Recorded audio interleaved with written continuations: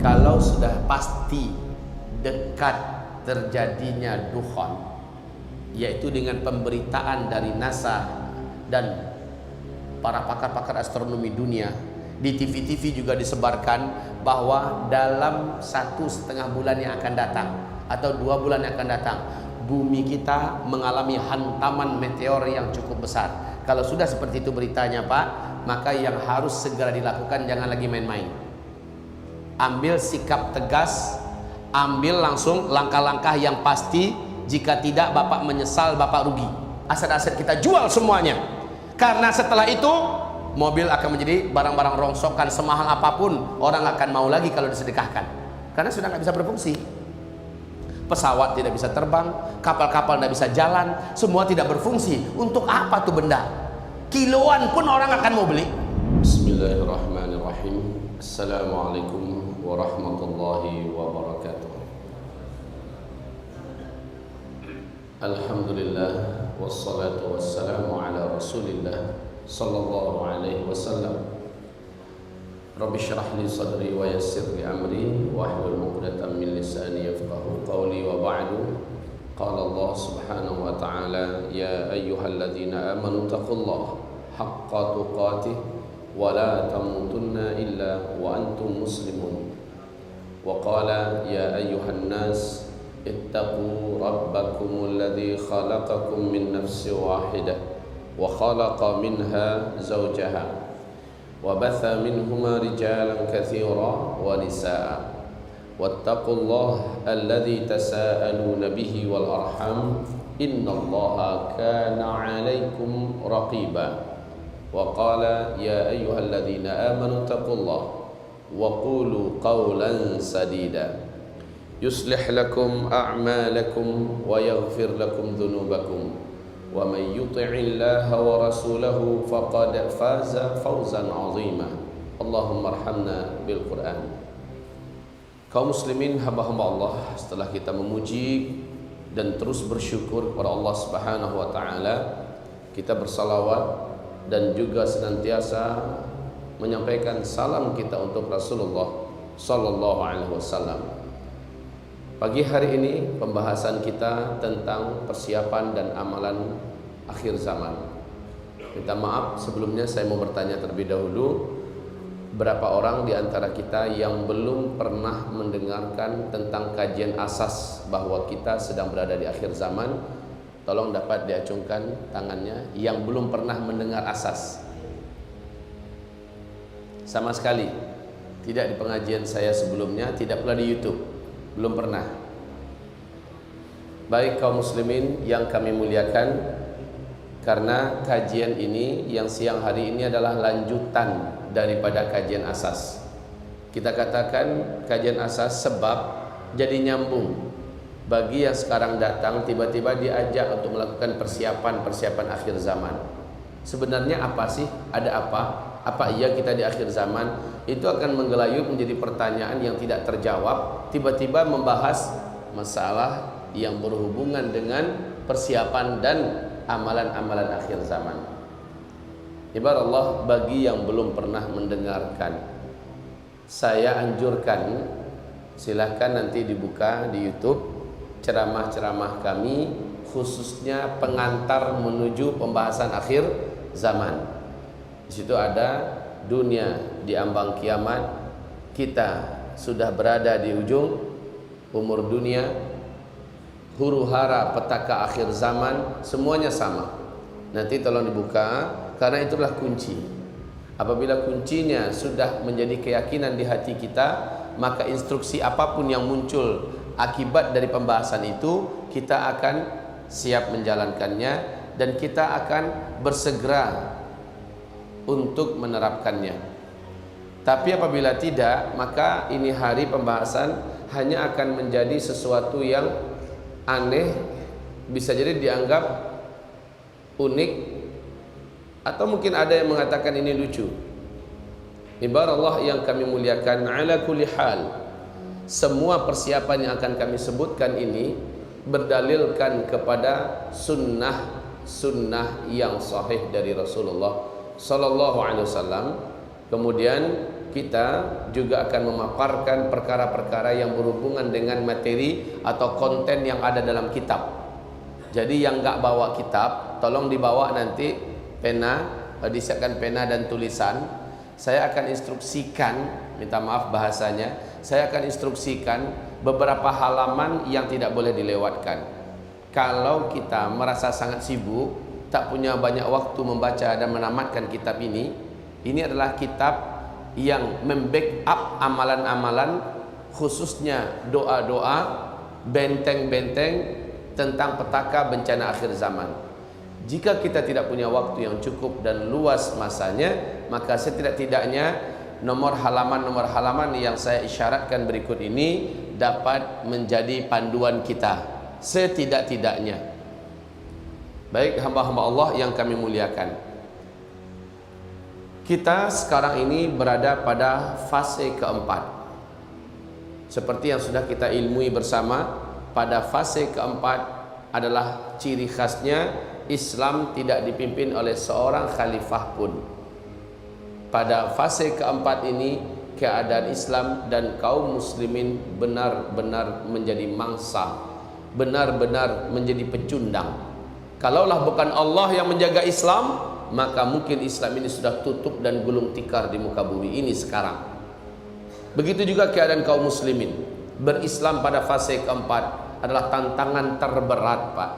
Khususnya orang-orang yang benar-benar berislamnya, orang yang benar-benar menjalankan agama pada fase keempat ini sungguh teramat sangat berat, seperti menggenggam batu bara yang sedang menyala. Dipegang tangan terasa hangus terbakar, dilepaskan dia lepas dari Islamnya. Pilihan tidak ada kecuali dia harus tetap berpegang erat dengan Islam ini. Maka sabda Rasulullah Sallallahu Alaihi Wasallam, siapa yang mampu memegang Islam erat-erat pada masa-masa fitnah ini, nilai pahalanya sama dengan 50 nilai amalan para sahabat. Satu orang yang mengamalkan amalan yang sama yang dulu diamalkan para sahabat di zaman fitnah ini, di mana seluruh orang menentang amalan itu, seluruh orang membenci amalan itu, padahal ini adalah amalan yang dianjurkan dalam sunnah, amalan yang diperintahkan. Maka orang yang mampu mengamalkan amalan itu dan istiqomah di atasnya, dia berhak mendapatkan pahala khamsina rajulan, 50 orang lelaki dari para sahabat. Semulanya sahabat bertanya kepada Rasulullah, khamsina rajulan minhum am minna ya Rasulullah, 50 orang kami atau 50 mereka ya Rasul? Maka Nabi mengatakan bal minkum, 50 dari kamu pahalanya. Ini menandakan apa? Beratnya mengamalkan amalan-amalan yang dulu ringan dikerjakan oleh para sahabat di masa mereka, kita buat sekarang pada masa ini. Berat, Pak. Tapi kalau kita mampu mempertahankannya, mengamalkannya, maka kita diberi oleh Allah pahala seperti 50 orang sahabat yang mengerjakan pekerjaan yang sama. Baik, ibarat Allah yang kami muliakan, ini adalah zaman fitnah. Dan inilah dia fitnah akhir zaman.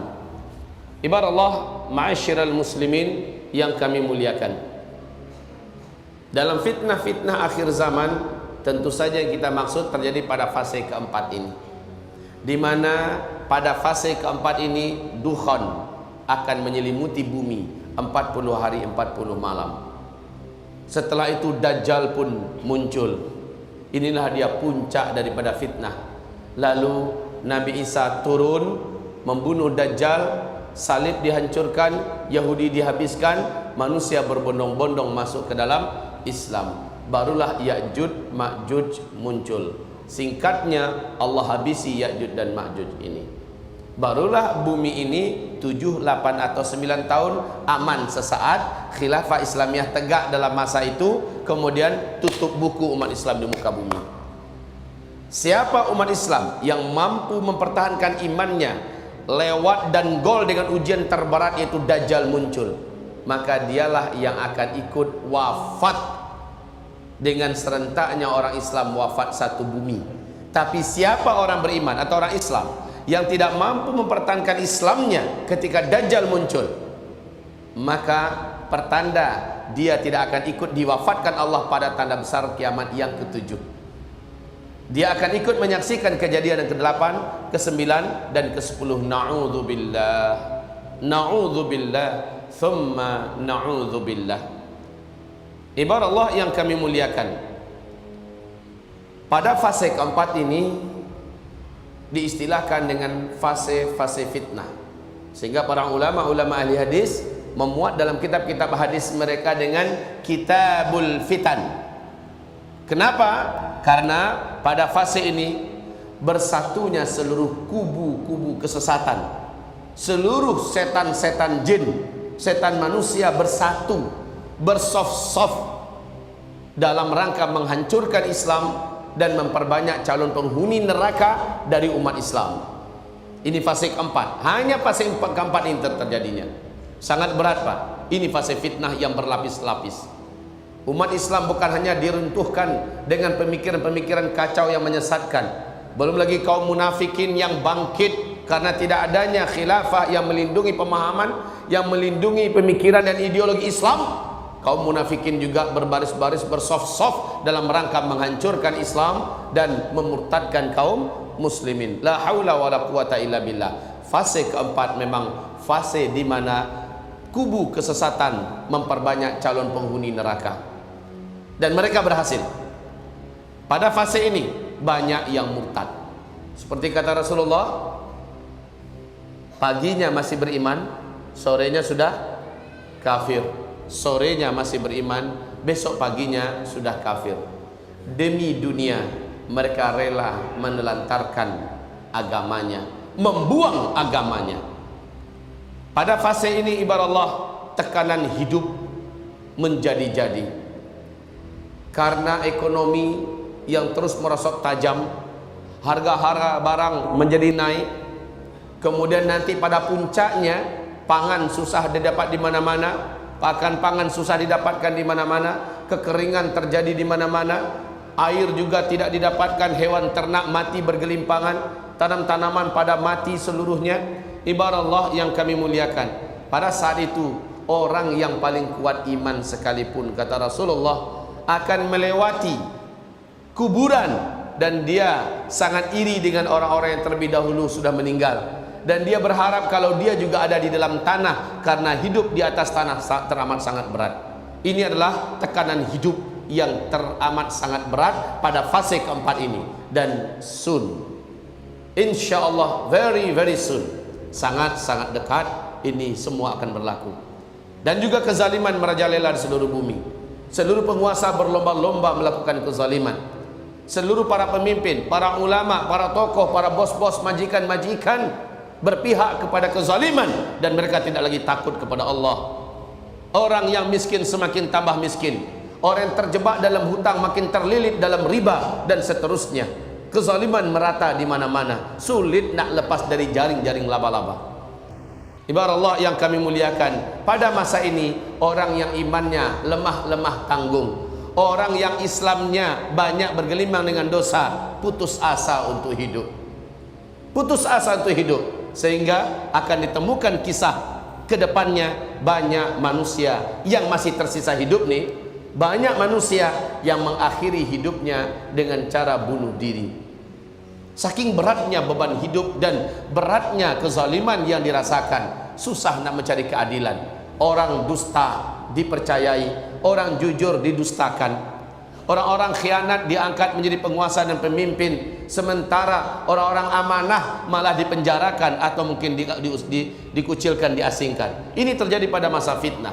Kita sulit nak mencari, menuntut keadilan kepada siapa pada fase keempat ini, kaum muslimin.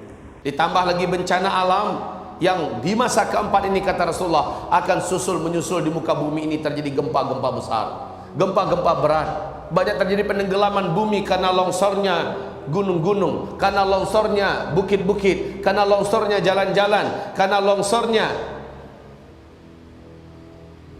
Dan gempa-gempa ini menyebabkan runtuhnya bangunan-bangunan. Sangat banyak terjadi di muka bumi. Kaum muslimin, ini semuanya akan terjadi dalam waktu tidak lama lagi, di mana kita ada pada fase keempat.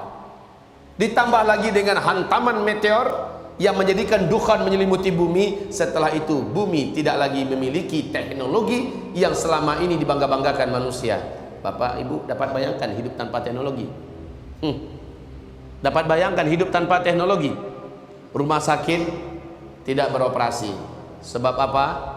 Semua peralatannya mengandalkan teknologi. Uang-uang kita yang disimpan di bank tidak bisa ditarik lagi. Sebab apa? Bank pada tutup seluruhnya. Teknologi sudah tidak berfungsi. Ini hadis, Pak. Rasulullah menyebutkan saat nanti Al-Mahdi muncul, kalian sudah kembali seperti zaman sekarang. Albert Einstein dan Steve Jobs juga mengatakan, perang dunia ketiga kalian sudah berperang dengan senjata manual. Ternyata penyebabnya yang sudah kita uraikan secara ilmiah adalah hantaman meteor yang menghantam daratan bumi kita. Michel Penn menjelaskan bahwa akibat dari hantaman ini semua teknologi di muka bumi terhenti, bukan sesaat tapi forever. Kaum muslimin yang kami muliakan, ini menambah beratnya beban hidup. Rumah-rumah yang berteknologi tinggi menjadi tidak berfungsi. Air yang masuk ke rumah menggunakan keran. Keran selama ini bisa memindahkan air ke rumah-rumah melalui teknologi, tidak. Teknologinya sudah berakhir, maka tidak ada air yang dapat dimasukkan ke dalam rumah-rumah penduduk. Khususnya tinggal di kota-kota. Semakin berat, Pak. Di kota-kota untuk survival semakin berat. Masih nasib baik kalau di pedusunan, di kampung-kampung masih ada yang bisa digarap, tanah masih bisa digali untuk mencari air dan sebagainya. Kaum muslimin, ini orang yang tinggal di tingkat 5, tingkat 6 di apartemen-apartemen, bagaimana nasib mereka? Lift sudah tidak berfungsi, listrik sudah tidak ada. Dapat dibayangkan kacau nak kehidupan, Pak. Dapat dibayangkan betapa beratnya tekanan hidup. La haula wala quwata illa billah. Penyakit bermunculan. Dan penyakit itu tidak dapat diatasi dengan pengobatan-pengobatan medis yang berteknologi tinggi. Kita akan kembali mengobati berbagai macam penyakit dengan cara-cara manual dan cara-cara islami. Ibarat Allah yang kami muliakan, mengingat ini semua, menimbang ini semua, ada bekalan-bekalan, persiapan-persiapan yang secara fisik mesti kita lakukan dari sekarang. Jika memang benar dalam 1-2 tahun ini meteor-meteor ruang angkasa berhasil menjebol pertahanan lapisan atmosfer bumi kita, dan apabila memang benar NASA Amerika mengatakan bahwa ini adalah tahun terakhir bumi kita ada di tengah-tengah arus sungai meteor di ruang angkasa, maka peluang bumi kita mengalami hantaman ini juga semakin mendekatkan kita kepada keyakinan, karena Nabi sudah menyebutkan meteor akan menghantam bumi dan terjadilah hujan meteor apabila umatku di muka bumi sudah melakukan 3 perkara bersamaan. Pertama, kata Rasulullah, silakan ulangi yang pertama. Apabila di tengah umatku sudah banyak bermunculan penyanyi-penyanyi wanita. Yang kedua, apabila musik dan alat-alat musik sudah menyebar dan digemari oleh umatku di mana-mana. Yang ketiga, apabila barang-barang haram sudah dikonsumsi di mana-mana, barang-barang memabukkan sudah dikonsumsi, menyebar di mana-mana, mudah mendapatkannya. Bila yang 3 ini sudah terkumpul pada umatku dalam satu saat, dalam satu masa, pada umatku ya, bukan orang kafir. Kalau orang kafir sudah pastilah, tapi pada umat Nabi, apabila ini sudah berkumpul pada umatku, maka siap-siaplah menanti banyaknya penenggelaman bumi, banyaknya terjadi perubahan bentuk dan muka manusia kepada wajah-wajah yang jelek seperti zombie-zombie berjalan, dan juga kepada hujan meteor. La haula wala quwata illa billahil aliyyil azim. Ibarat Allah, ma'asyiral muslimin, kelaparan dan kehausan secara global karena makanan langka, tidak adanya tumbuhan-tumbuhan yang bisa hidup, buah-buahan yang berbuah berhenti total. Dapat dibayangkan, Pak? Maka pantaslah Nabi dalam hadis Sahih Imam Bukhari mengatakan, tidaklah terjadi kiamat sampai makanan di muka bumi ini sulit untuk didapatkan. Saat itu tetangga tega mendatangi tetangganya yang lain dan membunuhnya hanya demi memperebutkan makanan yang ada pada tetangga itu. Saking beratnya hidup, Ini akan terjadi, dan ini terjadi seluruhnya pada fase keempat. Inilah masa di mana di seluruh dunia banyak terjadi perampokan, pembunuhan terjadi di mana-mana, perang demi perang di seluruh dunia. Masa itu pasti akan kita alami karena tuntunan Rasulullah pasti, Pak. Rasulullah menyebutkan dengan detail fitnah-fitnah di akhir zaman. Dalam kitab ini, Ensiklopedia Akhir Zaman, Nabi menyebutkan banyaknya terjadi pembantaian, pembunuhan, perampokan di mana-mana di muka bumi ini. Kemurtadan dan kesesatan yang membatalkan keislaman. Pada masa ini ibarat Allah, mau tidak mau, orang yang mengerti dengan kajian ini dituntut untuk melakukan persiapan. Nah, persiapan ini ada yang sifatnya ilmiah dan imaniyah, ada yang persiapan sifatnya fisik, ada yang persiapan sifatnya kebendaan, ada yang persiapan sifatnya ruhiyah dan amalan. Ini yang akan saya uraikan pada siang hari ini. Mungkin saya akan percepat saja nanti, Pak, slide-nya saya percepat. Kalau Bapak ingin bertanya, silakan ajukan pertanyaan. Mungkin jadi setengah jam nanti session kita akan bukakan untuk tanya jawab. Karena ini penting bagi yang akan memperhatikan keselamatan agamanya, keluarganya, dunia akhiratnya. Tolong serius nanti melakukan persiapan-persiapan ini. Dan ingat satu lagi, semua persiapan yang kami sampaikan tidak pun terjadi kiamat. Anggaplah kiamat ribuan tahun lagi terjadinya. Tidak pun terjadi kiamat, semua persiapan ini tetap bermanfaat dunia akhirat. Tidak ada yang sia-sia. Tidak akan ada yang sia-sia. Baik, melakukan persiapan adalah lebih baik daripada sama sekali tidak melakukan persiapan. Toh persiapan ini juga ternyata tidak ada ruginya seujung kuku pun. Mari kita lihat persiapan yang pertama. Persiapan ilmu dan iman. Bedakan antara orang yang berilmu dengan yang tidak berilmu. Saya umpamakan, Pak, kalau Bapak ketemu dengan belut, warnanya hitam. Karena yang Bapak tahu cuma belut itu bisa dimakan. Dan Bapak nggak tahu bahwa ada ular hitam, ular tanah, ular hitam. Kalau seandainya Bapak tidak tahu, itu Bapak anggap juga belut. Akhirnya Bapak mencoba menangkapnya dengan tangan Bapak seperti Bapak menangkap belut. Karena tidak tahu, resikonya adalah kita dipatuk oleh ular yang paling berbisa itu, Pak. Ini contoh. Beda orang yang tahu dengan yang tidak tahu. Yang kedua, Ustadz Zulfahendra, dia nggak tahu kalau saya akan mengejutkannya dari belakang dengan cara meninju bagian bahunya dengan tinjuan yang ringan saja. Karena beliau tidak tahu, beliau tidak melakukan persiapan. Kalau ada persiapan gini kan nggak apa-apa kan? Tidak seberapa tinjuan yang sedikit itu. Oi. Tapi karena nggak tahu, sakit, Pak. Mungkin lemes sehari 2 hari. Karena nggak tahu. Jadi tahu dengan tidak tahu beda. Ilmu untuk persiapan, sebagai persiapan tentang akhir zaman ini penting sekali. Ilmu apakah yang perlu kita pertama untuk mempersiapkannya? Yang pertama, mengilmui tentang karakter dan seluk-beluk fitnah akhir zaman. Nampak nggak? Kurang nampak? Yang di sudut agak kurang nampak, silakan di sini. Agak lapang. Nggak asik nonton itu dari samping. Apalagi yang ditayangkan adalah induknya di sana. Silakan. Bismillah. Mengilmui tentang karakter dan seluk-beluk fitnah akhir zaman, sehingga, Pak, kita nggak dibodoh-bodohin orang. Setiap perkembangan yang terjadi kita langsung bisa mengonekkannya, dikonekkan dengan ilmu kita. Oh ya, ini dia. Habis ini urutannya adalah ini. Habis ini adalah begini. Ada manuver-manuver musuh yang membuat kita bisa tersilap dan tertipu karena kita sudah tahu jalur urut-urutannya menurut hadis, menurut tuntunan sunnah. Kita nggak bisa dibodoh-bodohin, Pak. Itu ya.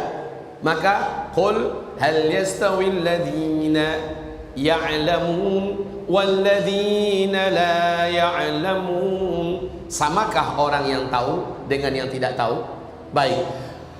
mengilmui tentang karakter dan seluk-beluk fitnah akhir zaman ini akan dapat menjadi bekal agar kita tertuntun dan terpandu dalam menghadapi apapun gonjang-ganjing kehidupan sekarang. Yang pasti Pak, Bapak jangan panik. Ke depan Bu, Ibu jangan panik. Kalau seandainya Bapak Ibu menemukan perubahan demi perubahan begitu cepat dan seluruhnya mengarah kepada negatif, Bapak Ibu jangan panik. Toh Rasulullah juga mengatakan akan tiba suatu masa pada umatku, orang yang hidup pada zaman itu, pada masa itu, hari-hari yang dilaluinya makin ke depan makin bertambah buruk. Hari ini lebih buruk daripada sebelumnya, esok lebih buruk daripada hari ini. Jadi Pak, Bapak berharap lebih baik untuk di Indonesia, tidak akan pernah terjadi. Bukan hanya Indonesia, seluruh dunia, baik alamnya, ekonominya, politiknya, pemimpinnya, seterusnya, moral bangsanya dan sebagainya, kaum muslimin makin ke depan makin bertambah buruk. Tapi karena Bapak mengetahui tentang seluk-beluk karakter ini, ya, karakter dan seluk-beluk fitnah akhir zaman ini, Bapak sudah mempersiapkan mental dari jauh-jauh hari. Ini loh hikmahnya, mempersiapkan mental dari jauh-jauh hari. Enak loh Pak, kalau kita dari jauh-jauh hari udah tahu.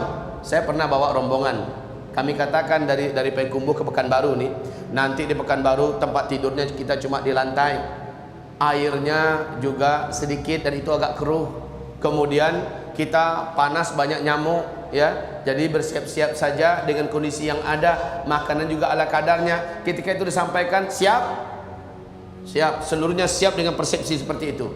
Tiba-tiba Pak, yang mereka temukan di sana jauh lebih baik daripada yang digambarkan. Karena mereka udah siap. Coba kalau gambaran mereka di sana itu ada hotel, kemudian makan minumnya sudah ready dan enak segala macamnya, yang mereka temukan lebih jelek dari itu, mereka akan kecewa Pak. Maka sekali lagi, ketika kita mengetahui seluk-beluk karakteristik daripada fitnah akhir zaman ini, kita mempersiapkan mental dari dini. Itu yang paling penting. Khususnya juga kasih tahu istri-istri kita, anak-anak kita. Baik. Selanjutnya apa lagi?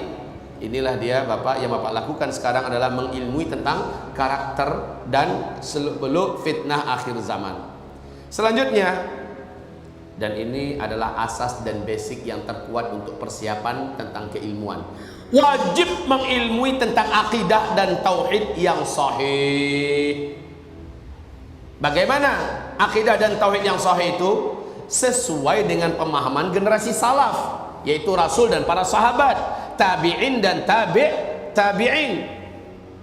Karena dalam Al-Quran surat An-Nur ayat yang ke-55 Allah menyebutkan orang yang mampu menghadapi bahkan sukses berjaya melalui masa-masa berat di akhir zaman adalah amanu minkum. Ini yang pertama, orang yang beriman di antara kamu, imannya sahih, akidahnya benar, tauhidnya lurus, wa amilus salihat, dan mereka orang-orang yang beramal saleh. Jadi setiap kita ditekankan, dan ini memang wajibnya sampai mati Pak, nggak pun karena kiamat, berakidah lurus, bertauhid benar itu wajib nggak sampai mati. Maka mengilmuinya adalah sebuah kewajiban, hukumnya fardhu ain, apalagi dalam menghadapi kemunculan Dajjal. Dalam rangka kemunculan Dajjal, hanya ahli-ahli tauhid di akhir zaman sajalah yang akan selamat. Nah, sekarang kita ingin pastikan kita termasuk di antara mereka enggak? Kita udah belajar tentang tauhid yang benar enggak? Jangan-jangan pengetahuan kita tentang akidah Islam, tentang iman yang benar, tauhid yang sahih masih kayak dulu-dulu. Kita harusnya bertanya Pak, macam mana Rasul dan para sahabat berakidah, bertauhid? Apakah sudah seperti itu tauhid saya hari ini? Jangan-jangan tauhid saya seperti tauhidnya nenek moyang yang tidak bersumberkan kepada Rasulullah. Jangan-jangan akidah yang turun-temurun kami warisi sudah bercampur aduk dengan akidahnya kaum Hindu, kaum Buddha dan sebagainya, atau dari kaum yang agamanya abang-abangan. Perlu kita luruskan sekarang persepsi kita tentang akidah yang sahih itu Pak, Bu. Jadi sebenarnya minta para ulama-ulama kita Pak, daripada banyak membahas masalah fikih, utamakan, prioritaskan bahas masalah akidah. Fokuskan membahas masalah tauhid yang lurus. Seperti apa tauhid yang lurus? Tidak ada perbedaan pendapat para ulama tentang masalah tauhid. Perbedaan pendapat ini banyaknya hanya di bidang fikih. Nah, ini yang perlu kita ketahui. Bagaimana tentang ruh, bagaimana tentang masalah sihir, bagaimana tentang masalah kubur, bagaimana tentang masalah, maksud saya alam kubur ya. Bukan masalah kuburannya, kalau kuburan masuknya fikih lagi. Tapi alam kubur masuk ke bab akidah, bab iman. Ya. Nah, kaum muslim bagaimana tentang malaikat dan seterusnya? Kita perlu mengilmui dengan pengilmuan yang benar. Dan masalah tauhid, masalah akidah adalah bidang saya ketika dulu di Timur Tengah. Ketika saya masih di Al-Azhar, saat saya masih ada di Tripoli, Libya, itu adalah bidang yang saya geluti berlama-lama Pak, dalam masalah akidah dan tauhid. Disebutkan hanya orang-orang beriman nanti pada akhir zaman, kata Rasulullah sallallahu alaihi wasallam,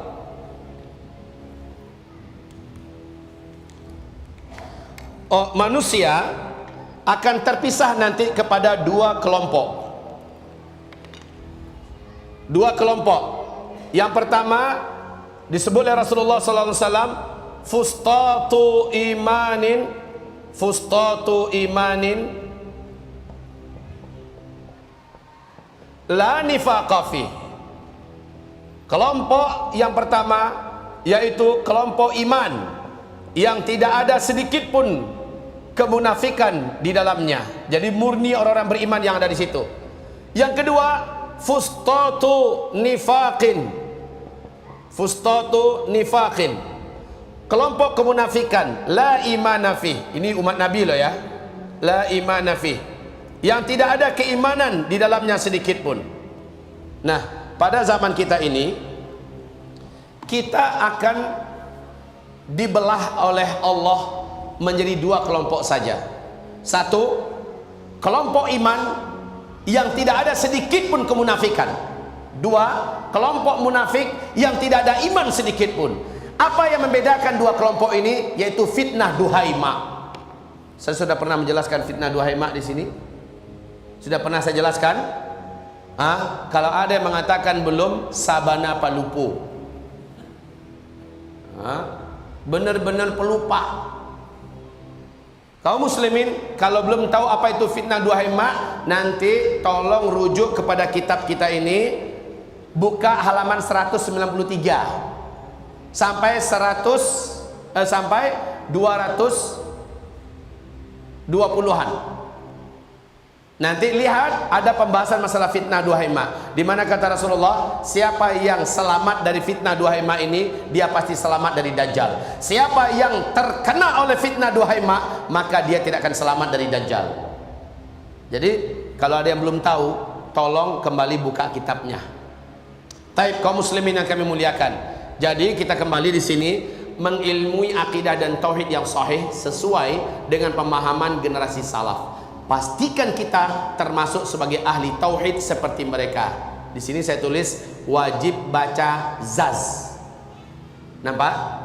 Wajib baca Zaz. Halaman 193 ada hadis sahih. Zaz itu apa? Ini dia. Zaz itu adalah zikir akhir zaman. Saya singkat ya.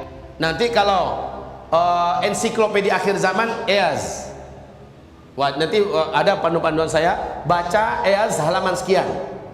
Ini saya tuntun Bapak Ibu supaya mendapatkan dalilnya ya. Bapak Ibu yang kami muliakan, karena di sini Rasulullah SAW mengatakan, ada yang bawa kitab ini enggak? Ada yang enggak bawa? Ya, tolong lihat halaman 193 contohnya. Saya tahu Bapak Ibu tidak punya banyak masa untuk baca nih kitab. Kalau kita sedang ngaji gini, bagusnya nih di bawah. Saya sudah kasih tahu dulu, asal ngaji dengan saya di bawah. Kecuali tema kita sudah keluar dari tema akhir zaman. Selama masih ngaji tentang akhir zaman, nih bawah. Lihat nih ada hadis. Nabi mengatakan umatku akan terpecah menjadi dua golongan. Umat Nabi, orang Islam yang masuk dalam kelompok abu-abu, yaitu kelompok munafik, ketika Dajjal keluar, dia pasti akan sujud menyembah Dajjal. Tapi umat Nabi yang selamat dan bergabung dalam kelompok iman, insya Allah Ta'ala dia akan termasuk di antara yang selamat dari Dajjal. Maka pastikan Bapak Ibu seluruhnya ada dalam kelompok ahli iman ini, ahli tauhid ini. Yang pertama yang dilakukan adalah pelajari dari sekarang. Jadi tolong Pak, Tolong seluruhnya kaum muslimin, ustadz-ustadz kita yang diundang ngaji di sini, ulama-ulama kita yang kita datangkan kemari, mintalah kepada mereka dengan serius agar mereka mengajarkan kepada kita tentang akidah yang sahih, tauhid yang lurus menurut manhaj salafus saleh. Begitu ya. Baik, ini berikutnya. Selanjutnya, lihat berikutnya Bapak Ibu. Memahami karakteristik musuh-musuh Islam, serta memastikan tidak termasuk di antara kelompok mereka. Lah ini Pak, Nabi menyebutkan, lihat dalam Iyaz, baca Iyaz halaman 846 sampai 853. Nih dari kitab ini, Nabi menyebutkan ada beberapa kelompok calon pengikut Dajjal, dan ketika Dajjal keluar mereka benar-benar pasti menjadi pengikut Dajjal, ditopang oleh dalil-dalil yang sahih dari Rasulullah. Ada di kitab ini Pak. Nah, kita harus mengetahui siapa-siapa kelompok itu. Sudah pernah saya bahas ini? Belum kan? Belum kan? Belum. Kelompok-kelompok pengikut Dajjal belum pernah saya bahas di sini. Ya. Di kitab ini kita pandukan di halaman 846 sampai 853 Pak. Termasuk di situ adalah Khawarij. Itu sudah saya bahas di MRBJ. Nah, makanya antum bilang sudah itu karena antum ikut di MRBJ. MRBJ saya sudah mengupas tuntas masalah Dajjal sampai ke tingkat siapa-siapakah pengikut Dajjal nanti. Yang paling banyak dari umatku menjadi pengikut Dajjal kaum wanita, kata Rasulullah. Wanita yang macam mana perlu dibaca di sini. Para ahli bid'ah, kata Rasulullah. Bid'ah yang macam mana? Ternyata bid'ah-bid'ah macam Syiah itu Pak, bid'ah-bid'ah macam Ahmadiyah, ya, bid'ah-bid'ah macam Arqam bin Abil Arqam yang ada yang ngaku-ngaku sebagai kelompok-kelompok ini Pak. Bid'ah-bid'ah macam ini, bid'ah akidah. Mereka lah yang akan menjadi para pengikut Dajjal. Nah sekarang kita wajib mengetahui karakteristik mereka, musuh-musuh Islam ini, serta memastikan bahwa kita tidak termasuk di antara mereka. Jadi wajib diilmui tentang masalah perkara yang berkaitan dengan barisan musuh-musuh Islam zaman sekarang. Kita harus tahu Pak. Kita harus tahu siapa-siapakah mereka. Taib ibarat Yahudi dah jelas, Nasrani dah pasti. Kelompok-kelompok kebatilan, sekte-sekte sesat menyimpang dalam Islam, itulah mereka diantaranya juga. Para kaum LGBT, ternyata para ahli nafsu dan syahwat yang menyimpang, juga para pengikut Dajjal. Kita pastikan Pak, anak kita tidak termasuk itu, anak gadis kita tidak termasuk itu, dan seterusnya. Menjadi suatu kemutlakan kita mengetahui perkara ini. Baik, mengilmui tentang karakteristik berikutnya ya, mengilmui tentang karakteristik firqatun najiyah dan taifah al-mansurah. Pastikan kita salah seorang di antara mereka. Coba mohon dengan jujur angkat tangan siapa yang belum tahu apa itu firqatun najiyah, apa itu taifah mansurah. Tolong angkat tangan yang belum tahu. Yang belum tahu firqatun najiyah itu apa? Allahu Akbar, mayoritas. Mengilmui tentang karakteristik firqatun najiyah, satu kelompok, kan Nabi berkata umatku akan terpecah menjadi 73 kelompok, 72-nya sesat masuk neraka, cuma satu kelompok yang selamat masuk surga. Nah yang selamat masuk surga inilah yang disebut dengan firqatun najiyah. Sepakat seluruh ulama-ulama ahli mazhab kita, sepakat ulama-ulama ahli hadis kita menyebutkan firqatun najiyah adalah satu kelompok dari 73 kelompok yang disebutkan Nabi yang akan muncul di akhir zaman.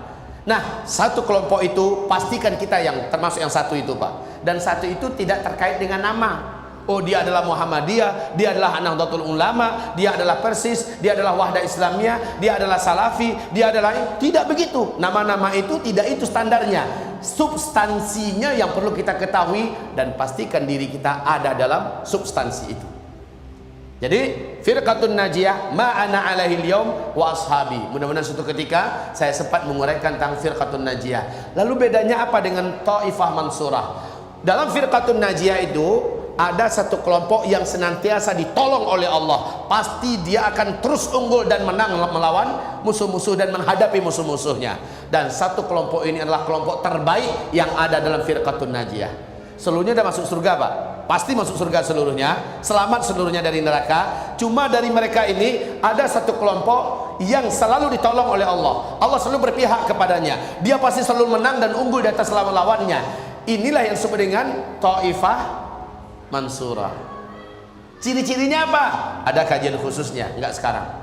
Jadi kayaknya satu hari kita harus membahas masalah Firqatun Najiyah dan Taifah Mansurah. Ini seru Pak pembahasan.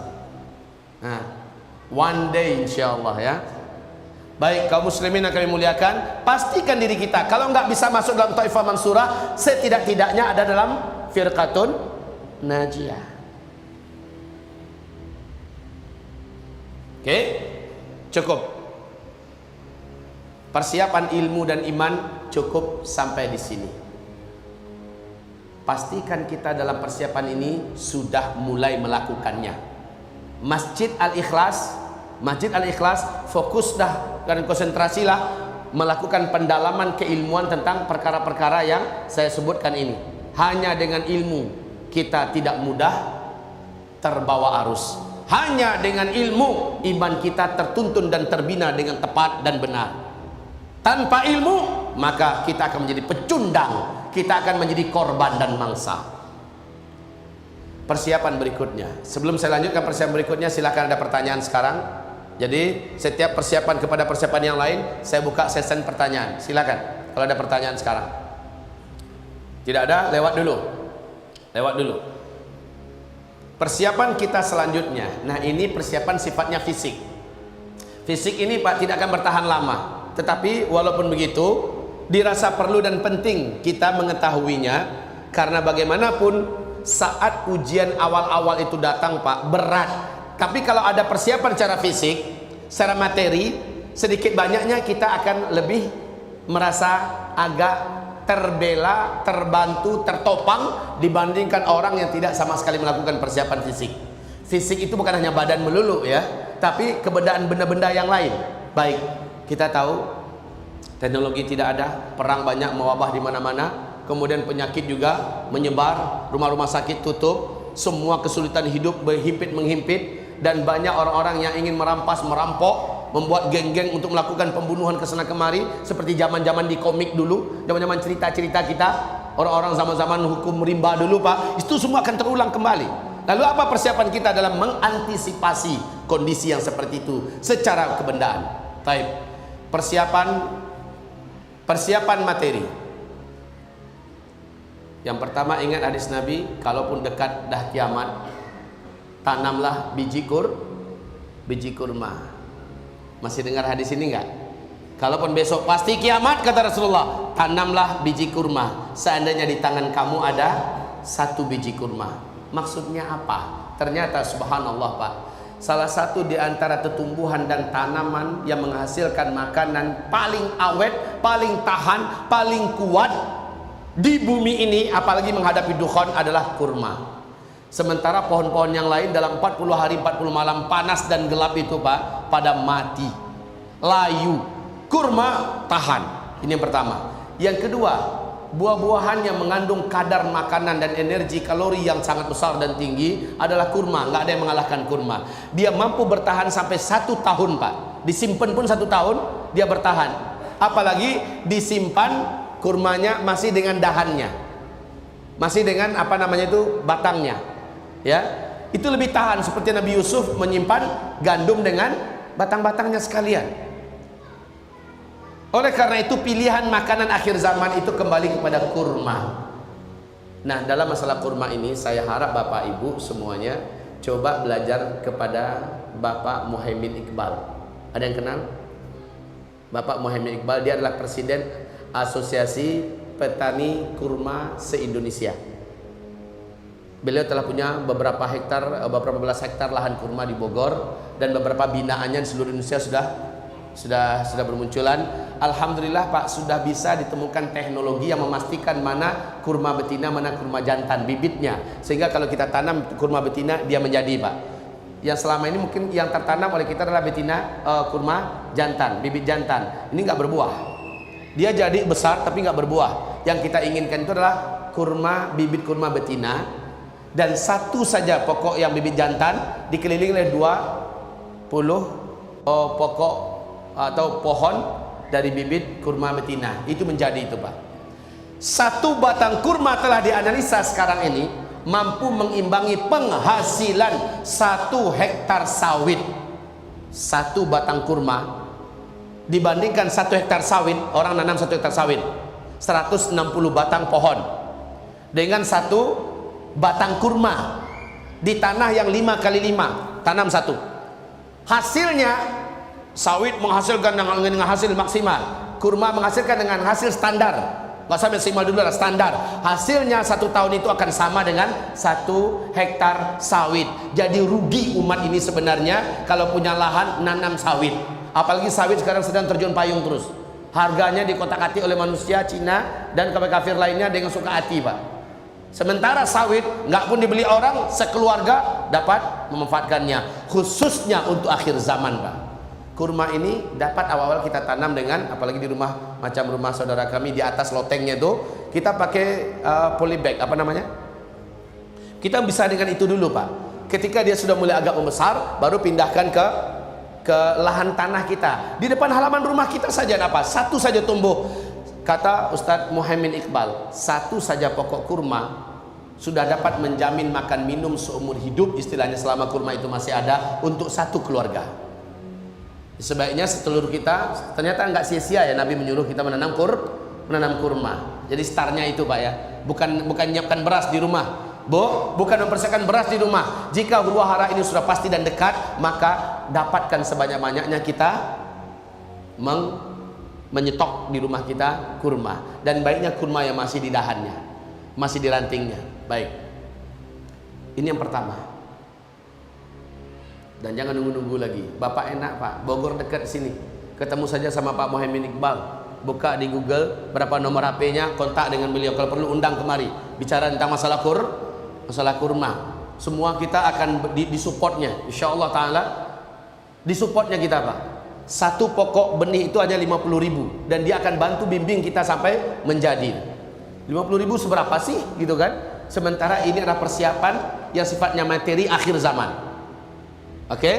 Saya sebut-sebut nama beliau supaya beliau mendapat perhatian dari publik kita umat Islam, dan jangan sampai sibuk lagi dengan nanam-nanam yang lain. Inilah tanaman berkah yang Allah merekomendasikan dalam Al-Quran. Oke? Selanjutnya, membuat sumur-sumur manual di rumah. Kalau kata orang Padang, semua batimbo. Buat sumur-sumur manual. Kenapa? Karena kaum muslimin ketika teknologi tidak dapat menyalurkan lagi air ke rumah-rumah kita melalui keran, maka saat itu kita memerlukan sumber mata air dari rumah kita sendiri, dan itu adalah kepada sumur zaman dulu. Ini sumur-sumur yang ada malah ditimbun. Salah kaum muslimin. Tolong kembali aktifkan sumur-sumurnya, ya. Yang belum punya dibuat. Oh, di Jakarta agak berat, Pak Ustadz, agak payah. Jangan pakai sumur bordah. Bor itu juga mengandalkan listrik, mengandalkan teknologi, ya. Sumur manual. Kalau begitu persiapkan di kampung kita 1 rumah, yang rumah tersebut kaum muslimin sudah serba manual di rumah itu, dan ada juga sumurnya di situ. Suatu hari kita wajib lari di kota besar. Wajib lari dari kota besar. Sungguh orang yang paling panik, paling stres, paling shock di muka bumi inilah orang-orang yang tinggal di kota besar di akhir zaman ini. Jadi siap-siap untuk menjadi orang kampung kembali. Benar, serius. Siap-siap untuk menjadi orang kampung kembali. Dan Nabi juga menginstruksikan, tidak ada 1 kota pun di muka bumi ini melainkan Dajjal pasti masuk ke dalam kota itu, kecuali Mekah dan Madinah. Baik, ini persiapan yang kedua. Sekarang masih bisa, Pak, dengan teknologi mudah menggali tanah, mudah masukkan cincin, ya. Tapi ketika teknologi udah nggak ada, jadi sulit membuatnya. Sampai mencret Bapak mau gali itu, belum tentu akan ketemu air. Sekarang masih enak, Pak. Jadi bisa dibantu, dimudahkan dengan teknologi. Ayo gali sekarang, buat sumur-sumur manual. Rugi nggak buat sumur manual? Kalaupun terjadi 1000 tahun lagi kiamat, rugi nggak buat sumur manual? Tetap nggak rugi, tetap berguna nggak? Tetap berguna kaum muslimin. Begitu juga nanam kurma, rugi nggak? Nanam kurma nggak ada ruginya. Dengan ada kurma, rasa ada bangga seorang muslim itu muncul di dada kita. Terus juga ada buah-buahan yang dapat kita nikmati. Khususnya bulan Ramadan kita nggak perlu beli-beli lagi. Bisa banyak sedekah pada masyarakat luas, ya kan? Rugi nggak? Maka setiap apa persiapan yang kami sebutkan, tidak ada satu pun yang membuat kita rugi, nggak ada. Berikutnya, mengemaskan dan memperakkan uang-uang kertas kita. Nggak apa-apa start dari sekarang. Jangan lagi nabungkan uang kita di bank-bank. Dengar orang bank ini dah ciutnya nih mereka nih. Ustadz ini buat kami rugi aja nih. Enggak, bukan begitu Pak. Kalau ada yang kerja di bank sini, kami enggak buat bank rugi. Tapi Bapak pun kami anjurkan ya. Orang bank sendiri kami anjurkan ya. Kalau ada yang kerja di bank, khususnya bank syariah nih, kami anjurkan uang ini kembalikan kepada dinar dan dirham, atau kepada emas batangan, emas kecil batangan. Kenapa demikian? Nabi menyebutkan ketika Al-Mahdi keluar, kalian saat itu sudah kembali menggunakan dinar dan dirham, emas dan perak sebagai mata uang kalian.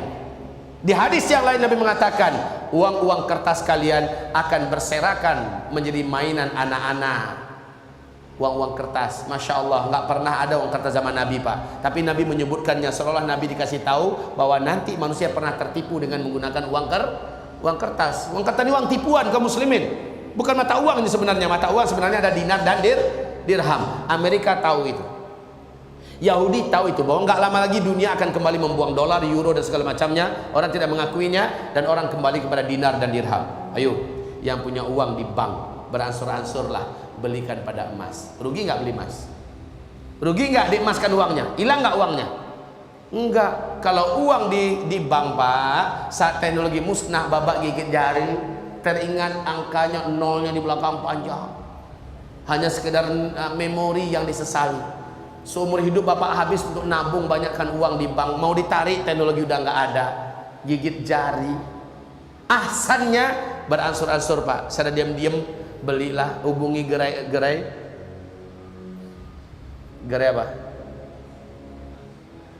Gerai dinar. Ya, hubungi gerai dinar, termasuk Bapak Muhammad Iqbal. Nah ini, beliau salah seorang ownernya. Jadi sekali undang kemari bicara tentang kurma dan bicara tentang dinar sekalian dengan beliau. Bagaimana kita bisa menabung dalam bentuk dinar? Ini juga oke kaum muslimin. Tapi sebaiknya tabungan itu tabungan pribadi, kita yang simpan.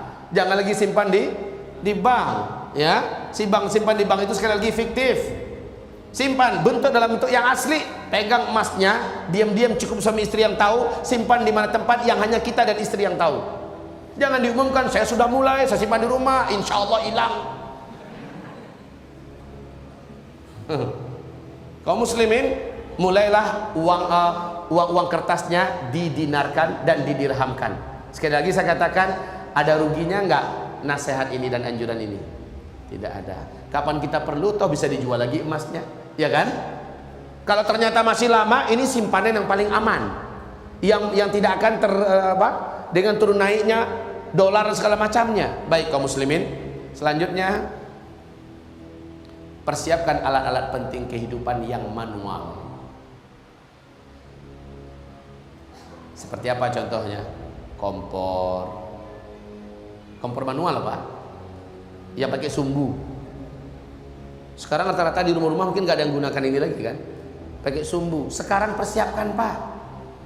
Dan ini pun kapan-kapan listrik mati segala macamnya, gas macet segala macamnya, kita sudah standby dengan kompor manual, tetap berguna tuh barang. Ya kan? Korek api. Saat orang sudah menghidupkan dengan sekali hidup kompor gas itu langsung hidup. Ada mencis itu dibuat dengan teknologi. Ini juga akan musnah. Siapkan korek api. Korek api kan murah Pak. Belilah satu kardus, simpan di rumah. Nggak ada ruginya. Kapan-kapan diperlukan itu kaum muslimin. Ya. Dan juga harganya nggak seberapa kok. Lilin. Ketika teknologi lampu-lampu segala macam musnah, maka kita dapat menggunakan lilin dihidupkan. Malam hari yang gelap gulita, kita punya lilin. Orang tinggal ngemis minta pada saya, bagi aku satu dong. Kita punya stok di gudang.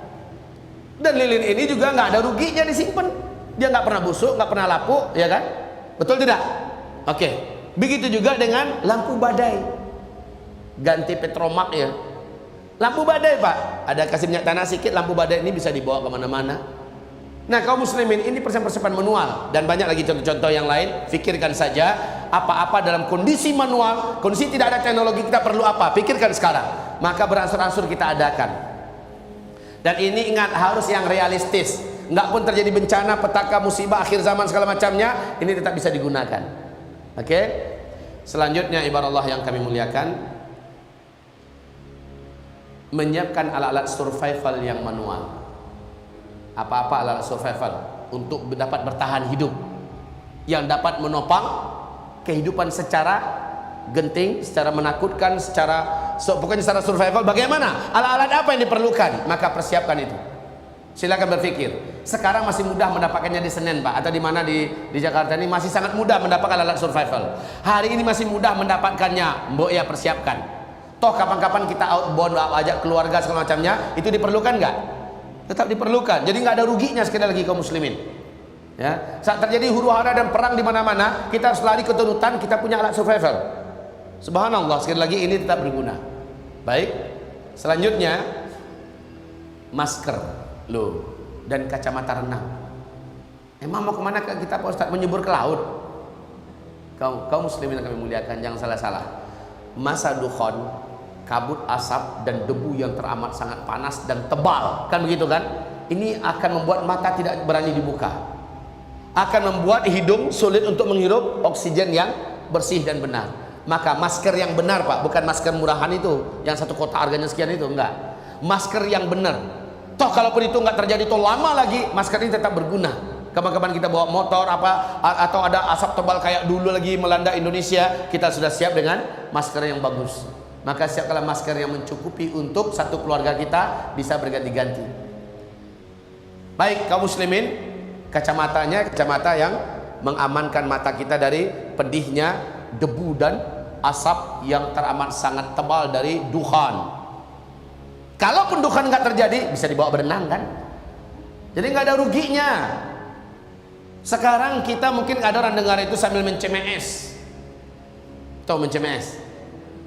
Sambil mencemooh, ya, sambil ngejek. Nanti ketika terjadi baru dia iya ya. Persis seperti orang ngejek Nabi Nuh buat kapal di atas gunung. Ngapain tuh orang gila? Padahal ini berguna, Pak. Yang saya sampaikan ini tetap berguna. Enggak pun terjadi di zaman kita, tetap benda-benda ini berguna seluruhnya. Tapi mempersiapkannya ternyata terjadi, maka kita adalah orang yang lebih siap menghadapi ini semua. Oke? Selanjutnya, memiliki alat-alat bela diri manual. Ingat, tetangga tega mendatangi tetangganya yang lain untuk membunuh tetangganya. Kelompok perampok menyebar di mana-mana. Geng-geng penjahat bersatu untuk merampas dusun dan desa. Maka kalau dusun dan desa itu punya senjata pembela diri secara manual, samurai kah, pedang kah, double stick kah, baju anti senjata tajam kah, yang sekarang masih mudah didapatkan, Pak. Sekarang masih mudah dibeli di pasar-pasar, masih mudah mendapatkannya sekarang. Nanti, Pak, akan hilang seluruhnya dari peredaran, dan pasar-pasar juga pada tutup karena digarap, dirampok oleh orang-orang yang haus. Seperti kejadian 98 aja, betapa mengerikan kondisi pasar, betul tidak? Nah kaum muslimin yang kami muliakan, persiapkan ini semua. Apapun senjata yang sifatnya manual, dan senjata ini tidak bertentangan dengan, kalau ketemu kayak senjata api kan berbahaya tuh, kita akan diusut menjadi teroris. Tapi kalau senjata manual, insya Allah enggak. Double stick, mana ada yang mengatakan yang pegang double stick teroris? Enggak ada. Jadi senjata yang sifatnya manual begitu deh yang sekarang ini perlu kita persiapkan. Dan dipersiapkan juga ikut latihannya, Pak. Ngapain di gudang numpuk tapi nggak ahli satupun. Saat putarkan double stick, kepala yang kena. Oke, baik kaum muslimin yang kami muliakan. Selanjutnya, alat dan obat-obatan tibun nabawi. Ini ya. Tentu saja dengan punya alat ini kita juga dituntut untuk sedikit banyaknya kita punya basic tentang tibun nabawi.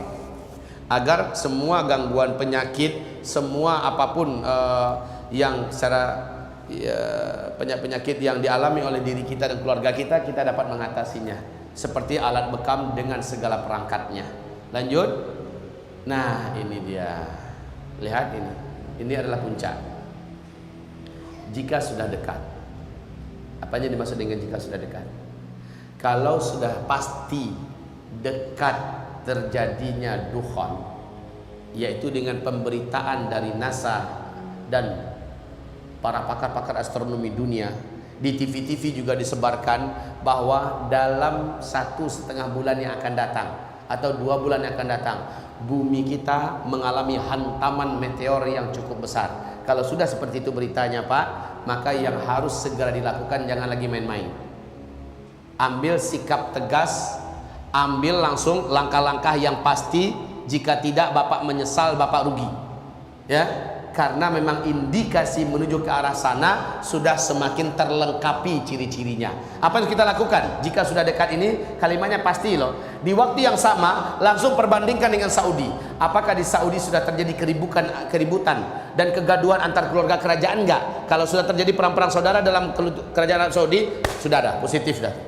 Ada lagi berita meteor akan jatuh, diberitakan secara resmi mendunia, maka ini sudah positif Pak. Kalau begitu caranya, Bapak Ibu jangan main-main lagi. Apa yang harus dilakukan? Berikut ini. Yang pertama, hijrahlah ke pedusunan. Hijrahlah ke pedusunan. Tinggalkan kota-kota besar kita. Lalu bagaimana bentuk kawasan hijrah orang-orang beriman Pak? Sebaiknya kita punya tetangga yang sudah punya iman, yang taat, yang soleh. Dari sekarang ada baiknya Bapak mempersiapkan dengan orang-orang yang sama-sama beriman satu kampung kecil yang kita beli dari sekarang bersama-sama, kapling-kaplingkan, dibangun rumah manual sederhana ala kadarnya ya, dengan semua peralatan manual di situ, di mana hanya orang-orang beriman saja yang akan tinggal di situ. Ini sebuah pindah cepat, tinggalkan kota-kota besar. Demi Allah, Bapak takkan sanggup bertahan hidup lama di kota-kota besar, karena kota-kota besar adalah pusat fitnah terberat dan terbesar di akhir zaman ini. Ya, berikutnya, jual semua aset-aset dan barang-barang berteknologi. Ya, kalau ada mobil-mobil mahal yang harganya 500 juta, 600 juta, 700 juta, 1M, kalau memang ada kaum muslimin, segera lepaskan, jual pada orang yang tidak beriman. Agak murah pun sehingga dia cepat beli, nggak apa-apa. Lalu hasil penjualan itu tutupi semua hutang kita, itu nomor 1 dulu. Ya, yang kedua, belikan kepada emas. Siapkan itu emas-emas, kepingan kecil-kecil. Ya, kemudian kaum muslimin kami muliakan, persiapkan apa-apa yang harus disiapkan ini secara manual-manual tadi itu, persiapkan semuanya. Bapak Ibu, kemudian kalau Ustadz dalam 2-3 bulan kami masih perlu mobil, beli mobil murah yang harga 70 juta, sementara kita jual tadi 500 juta kan. 70, oh, masih bisa dipakai dalam rangka-rangka pindah itu, pindahan. Kita masih pakai mobil jelek itu. Kalau perlu rental aja dah. Itu teknis tuh kaum muslimin. Tapi pada intinya kita disuruh menghabiskan aset-aset kita, jual semuanya. Karena setelah itu mobil akan menjadi barang-barang rongsokan, semahal apapun orang akan mau lagi kalau disedekahkan. Karena sudah nggak bisa berfungsi. Pesawat tidak bisa terbang, kapal-kapal tidak bisa jalan, semua tidak berfungsi. Untuk apa tuh benda? Kiloan pun orang akan mau beli. Jadi jual ketika ini sudah pasti loh ya, jangan sekarang ya. Jangan sekarang. Sekarang silakan nikmati dulu, manfaatkan untuk ibadah kepada Allah Subhanahu wa taala. Tapi kalau udah pasti jual. Dan kalau bisa sedekahkan sebanyak-banyaknya biar kebawa ke akhirat Pak. Siapa tahu jatuh meteornya ke kota kita, meninggal kita langsung. Kita udah berinfak di jalan Allah, Masya Allah. Harta kita kebawa semuanya. Itu yang paling ideal. Taib, kaum muslimin yang kami muliakan. Sekarang persiapan fisik dan keahlian. Silakan, ada pertanyaan yang tadi? Silakan.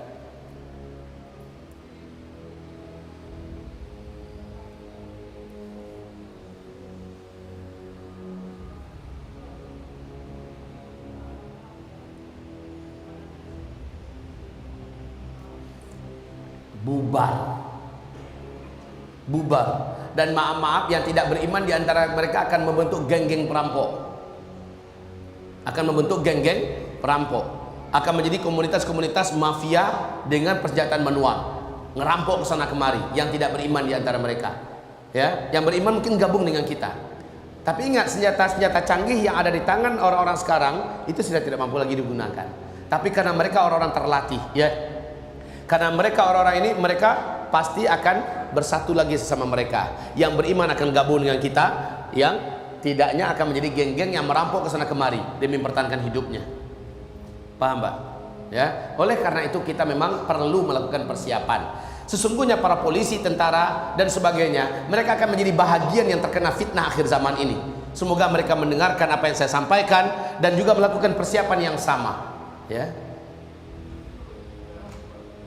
Negara bubar atau enggak? Kita lihat sama-sama, lihat aja nanti, Pak. Bubar atau enggaknya sama-sama kita lihat nanti. Cuma saya yakin, Pak, kantor-kantor para pegawai siapa yang mau gaji? Siapa yang mau menggaji? Negara kacau, ekonomi amblas, ya, teknologi musnah. Siapa yang mau menggaji? Tapi saya yakin, Pak. Saya yakin pada saat itu adalah di mana umat Islam, karena prinsip dalam Islam kan wajib mengangkat seorang pemimpin. Umat Islam akan segera mengangkat pemimpin, dan saat itu adalah pemimpin bertauhid yang akan muncul. Allahu Akbar. Insya Allah, Pak, akan kembali muncul di akhir zaman itu. Setiap kota dan negeri-negeri di dunia ini akan ada seorang amirnya, seorang pemimpinnya, yang pada akhirnya nanti akan bergabung dengan Al-Mahdi. Paham, Pak? Orang berimanlah yang punya konsep kepemimpinan yang jelas.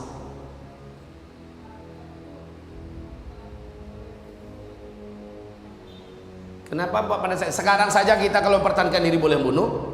Insya Allah polisi juga kalau mengusut kita akan dibela oleh hukum. Namanya mempertahankan diri, ya kan? Apalagi pada saat itu wajib hukumnya mempertahankan diri, justru nyerah dayus. Ya, makanya kaum muslimin, sekali lagi saya katakan, apapun perlengkapan perlindungan dan pertahanan diri yang sifatnya manual, dari sekarang nggak apa-apa diansur. Oke? Ya.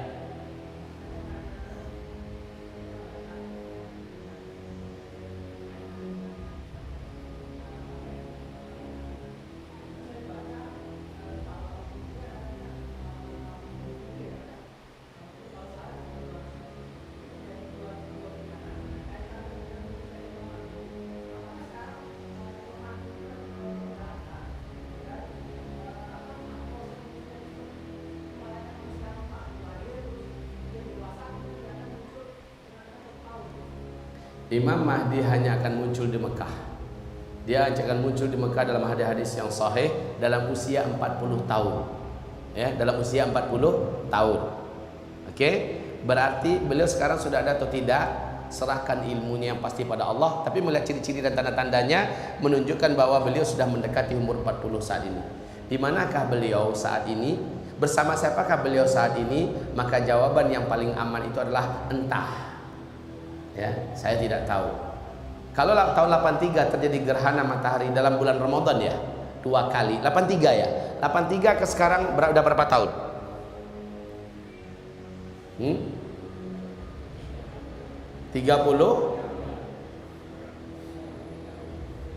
Sudah 33. Sudah 33 tahun. Dia muncul dalam usia 40 tahun. Apakah itu tandanya? Saya tidak dapat menjawab. Tetapi kata Rasulullah SAW dalam bulan Ramadan, di bulan itu adalah tanda bagi akan munculnya Al-Mahdi. Oke? Baik, Bapak. Silakan, ada yang lain? Jika tidak ada, kita lanjutkan. Materi kita masih banyak. Kita lanjutkan dulu. Oke. Selanjutnya, persiapan fisik dan keahlian. Mbok ya, perhatikan baik-baik ini kaum muslimin. Jangan gemuk. Jangan gemuk.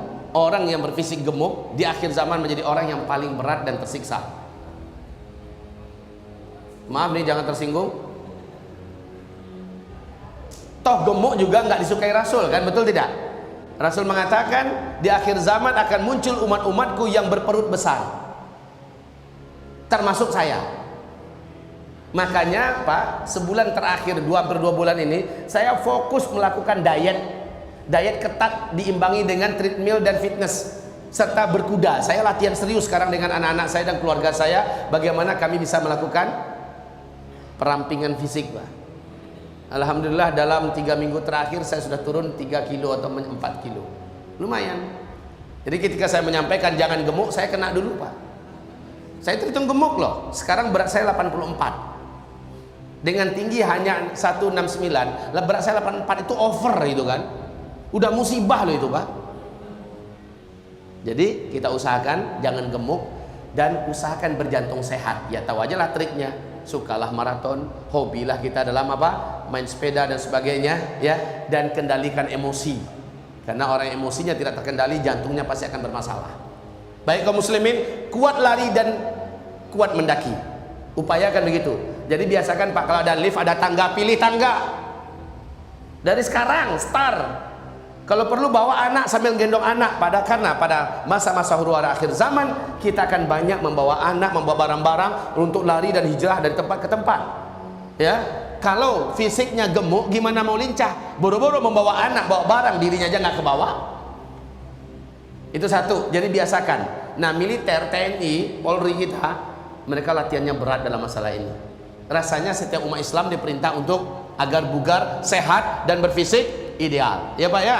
Al-mu'minul qawi khairun wa ahabbu ilallah minal mu'minid dha'if. Oke, persiapan ini ada ruginya enggak? Coba dari semua persiapan yang saya sebutkan tadi itu, ada enggak yang mubazir?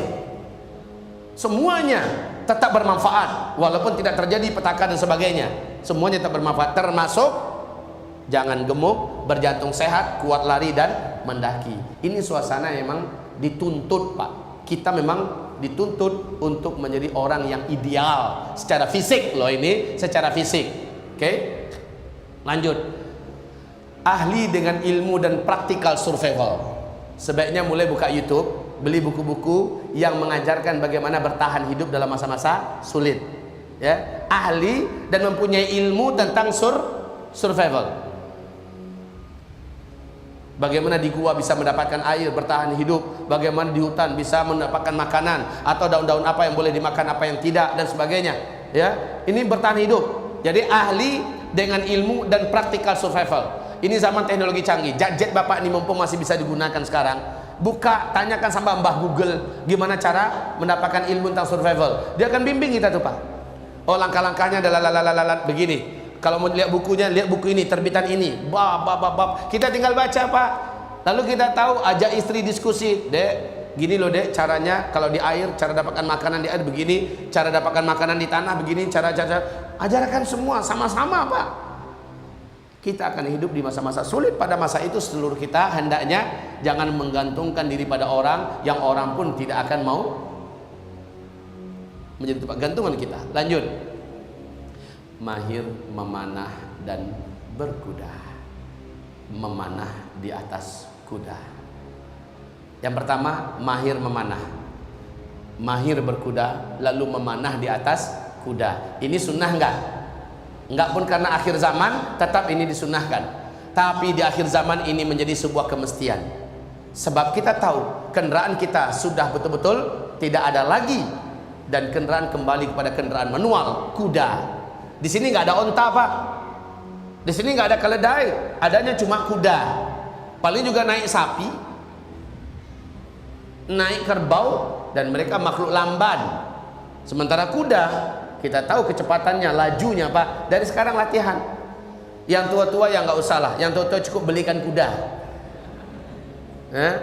Yang muda-muda, ini dia. Yang muda-muda usia saya, usia Bapak masih hitung muda loh Pak. Ya, Bapak casingnya kayak gini ini masih muda loh. Ya, yang muda-muda macam kita ini, kita tidak punya lagi pilihan untuk nantilah agak pensiun lah saya, masa-masa longgar lah. Enggak, wajib longgarkan waktunya untuk dikhususkan belajar memanah. Tapi ingat, belajar memanahnya formal. Siapkan memanah untuk jadi atlet sehingga legal begitu loh Pak. Daftar ke Perpani, kalau perlu buka cabang Perpani di tempat kita. Ya, lakukan segala-galanya dengan legal. Kalau sembunyi-sembunyi Pak, teroris. Kalau sembunyi-sembunyi memanah, teroris. Walaupun itu adalah olahraga legal, maka lakukan secara legal.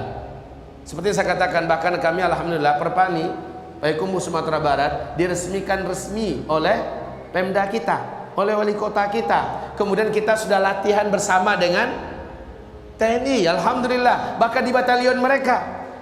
Ini kita ingin lakukan secara formal, kita tidak ingin main-main. Pesantren saya, alhamdulillah Pak, sekarang ini sudah punya kuda 2 ekor. Sudah punya kuda 2 ekor, dan kami sudah menunggang kuda. Bahkan tanggal 14 hari Senin besok, 15-16, saya dan asisten saya Pak Saifullah beserta santri-santri kami yang dalam 6 bulan telah berhasil menghafal Al-Quran lebih 10 juz dan bersih. Mereka dapat hadiah dari kami. Kita bawa mereka ikut sekali dalam training mahir memanah di atas kuda. Berarti berkudanya ahli dulu dong, baru kemudian memanah. Biayanya 1,5 juta. Kita biayai semua Pak. Kita tahu ini sebuah pilihan yang bukan lagi untuk ditunda-tunda. Nah, Bapak bagaimana? Sudah ada naik kuda? Bukan kuda kayu ya. Naik kuda beneran. Bapak sekarang cari informasi di mana ada di sini kursus berkuda. Latihan Pak. Agim aja udah keren berkuda sekarang, betul nggak? Agim aja sekarang udah keren Pak, memanah di atas kuda, melaju dengan kecepatan, masya Allah. Lah, Ustadz Arifin Ilham, Ustadz Ihsan Tanjung, ini ustadz semuanya sudah melakukan persiapan. Bagaimana dengan Bapak? Masa ya pemimpinnya pakai kuda, Bapak enggak? Pemimpinnya udah laju tadi mana-mana, Bapak tunggu, masa gitu? Enggak keren Pak, main tunggu-tunggu. Ya, baik Bapak Ibu yang kami muliakan, yang tua yang berduit belikan kuda, sudah anak muda latihan. Pahalanya mengalir pada Bapak semua. Ya, kalau ada apa-apa Bapak bisa numpang di belakangnya dan dia yang melaju. Begitu. Ya, baik kaum muslimin, hari ini kaum muslimin sebenarnya seluruh satu keluarga diharapkan bisa punya satu kuda. Yang kuda ini jadi ajang latihan, dan kalau seandainya ingin dikelola secara profesional, maka ada satu lahan khusus tempat tumpangan kuda para keluarga muslim, di mana mereka diberikan lahan untuk bermain. Ini jadi lahan usaha juga loh Pak. Ini jadi lahan usaha akhir zaman, usaha stable. Silakan nama akhir zaman stable. Benar kaum muslimin yang kami muliakan, jadi tempat latihan berkuda. Lanjut. Menguasai ilmu perobatan Islam. Menguasai, walaupun nggak ahli, setidaknya menguasai tentang bagaimana bekam, bagaimana meruqyah dan sebagainya. Selanjutnya, mengilmui ruqyah dan menguasai praktiknya. Nah, ini energi daripada zikir, energi daripada doa, pusatnya, intinya ada dalam ruqyah. Bagaimana cara kita untuk dapat latihan meruqyah dengan benar, dengan akidah yang benar. Ruqyah mandiri. Ada apa hubungannya ruqyah? Bukankah kata Rasulullah, jika engkau sakit, letakkan telapak tanganmu di tempat yang sakit, lalu bacalah ini, bacalah ini, bacalah ini, Allah akan sembuhkan.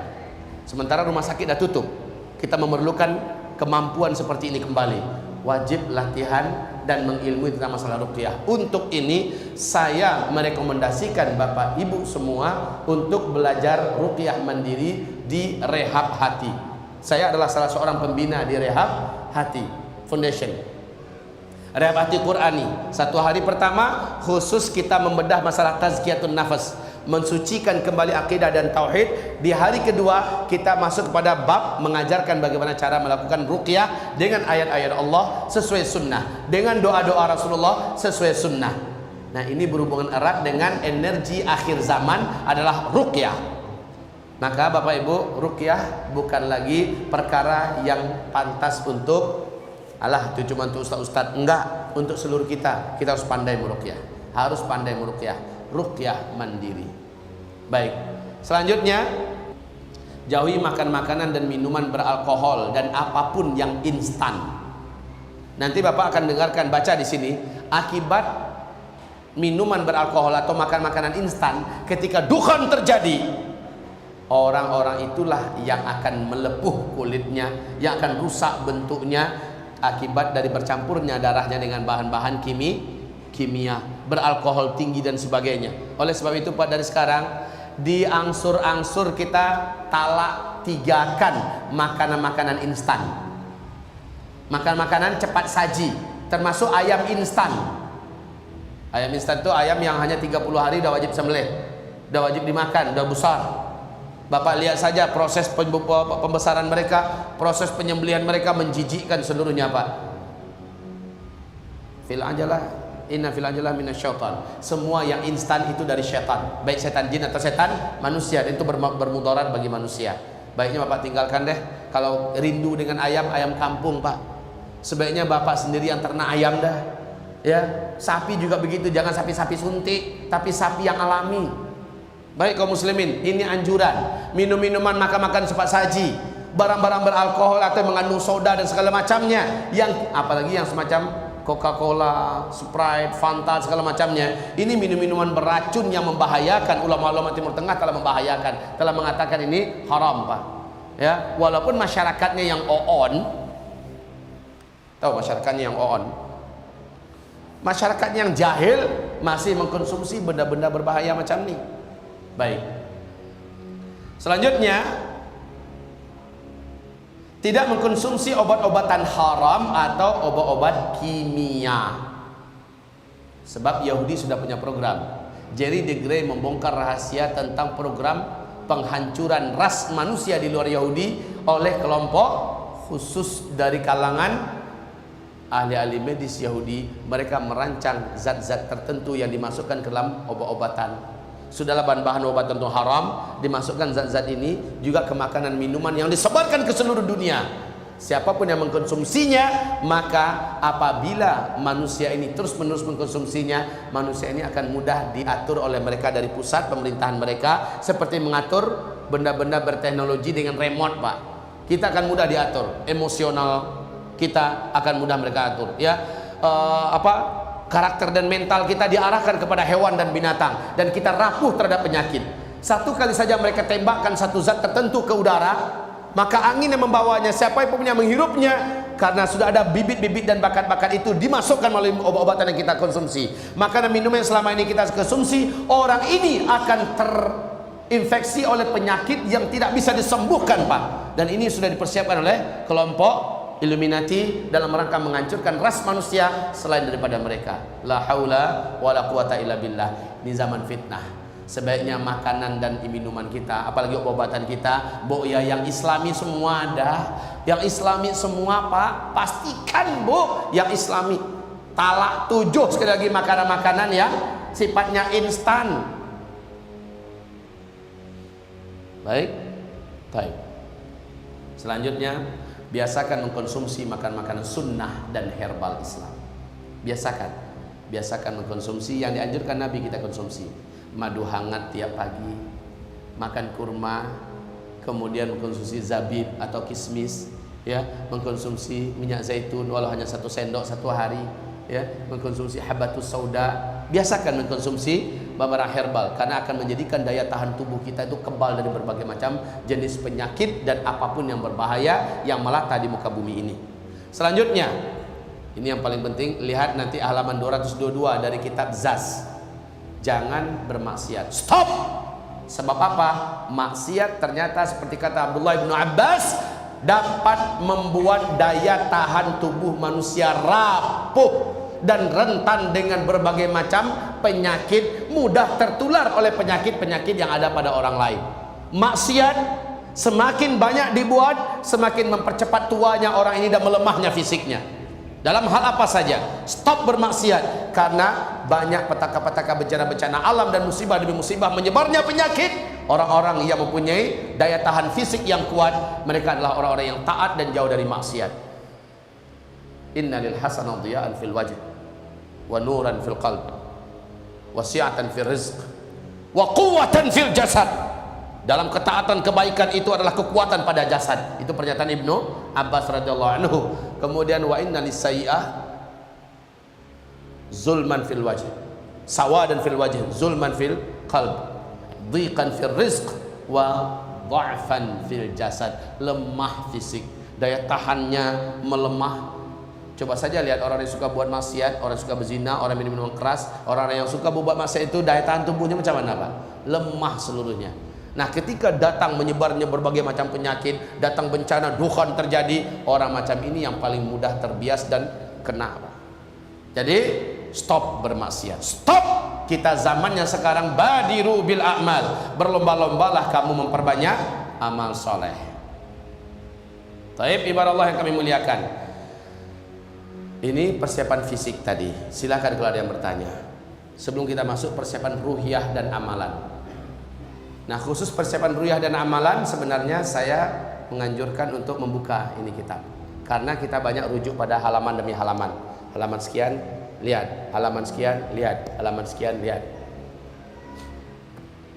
Silakan. Ya.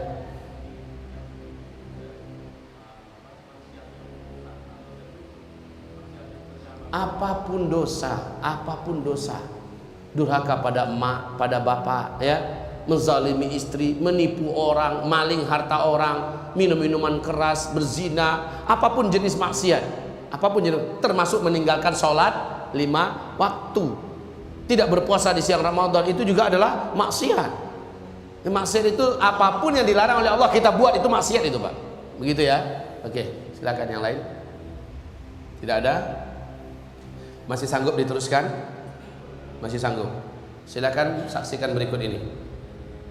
Persiapan ruhiyah dan amalan. Salat 5 waktu wajib dijaga berjamaah di masjid. Jaga salat 5 waktunya berjamaah di masjid. Karena Nabi mengatakan, "Idza ra'aita rajulan aktsara futahu lil masajid fashhadu lahu bil iman." Bila engkau melihat ada orang yang memperbanyak langkahnya menuju ke masjid, maka bersaksilah kalian dia adalah orang yang beriman. Salat 5 waktunya dia kejar ke masjid, itulah tanda orang beriman. Salatnya jangan di rumah, jangan sendirian walaupun berjamaah dengan istri. Jangan. Istri salat on time di rumah, kita di masjid berjamaah dengan imam. Dimanapun berada Pak, kejar salat berjamaah 5 waktu.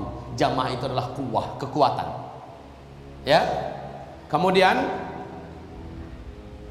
bentuk dan bersatulah dengan komunitas orang-orang yang soleh, yang beriman dan bertauhid dan yang faham tentang akhir zaman. Bentuk sekarang komunitasnya. Mungkin saya akan fasilitasi Bapak nanti suatu hari bagaimana komunitas kita ini bisa bergabung walaupun masih menggunakan teknologi, kita bergabung secara dunia maya dulu. Ya, kita satukan komunitas ini. Di mana ketika ada terjadi sesuatu, kemana Bapak Ibu diarahkan, apa langkah yang harus dilakukan, kita sudah satu komando. Setuju tidak? Ya, komunitas ini dari Bapak juga, umpamanya ini perumahan ya. Perumahan ini maaf ya, siapa-siapa orang yang beriman yang meyakini perkara ini, mulailah berembuk dengan mereka, persiapkan langkah-langkah yang positif, yang mana akan saling kuat menguatkan, lindung melindungi. Kemana kalau ini terjadi, kemana kita akan bergabung, dengan siapa kita nanti, segala macamnya Pak. Jadi bentuklah dan bersatulah dengan komunitas orang-orang yang saleh, yang beriman dan bertauhid, yang faham tentang akhir zaman. Begitu. Oke? Sementara saya akan arahkan Bapak kepada website kami, www.zulkifli5.com. Nanti yang terakhir saya akan tayangkan itu semua agar Bapak bisa bergabung dulu dalam komunitas akhir zaman, ya. Dalam rangka bagaimana Bapak nanti yang umpamanya orang-orang Bekasi.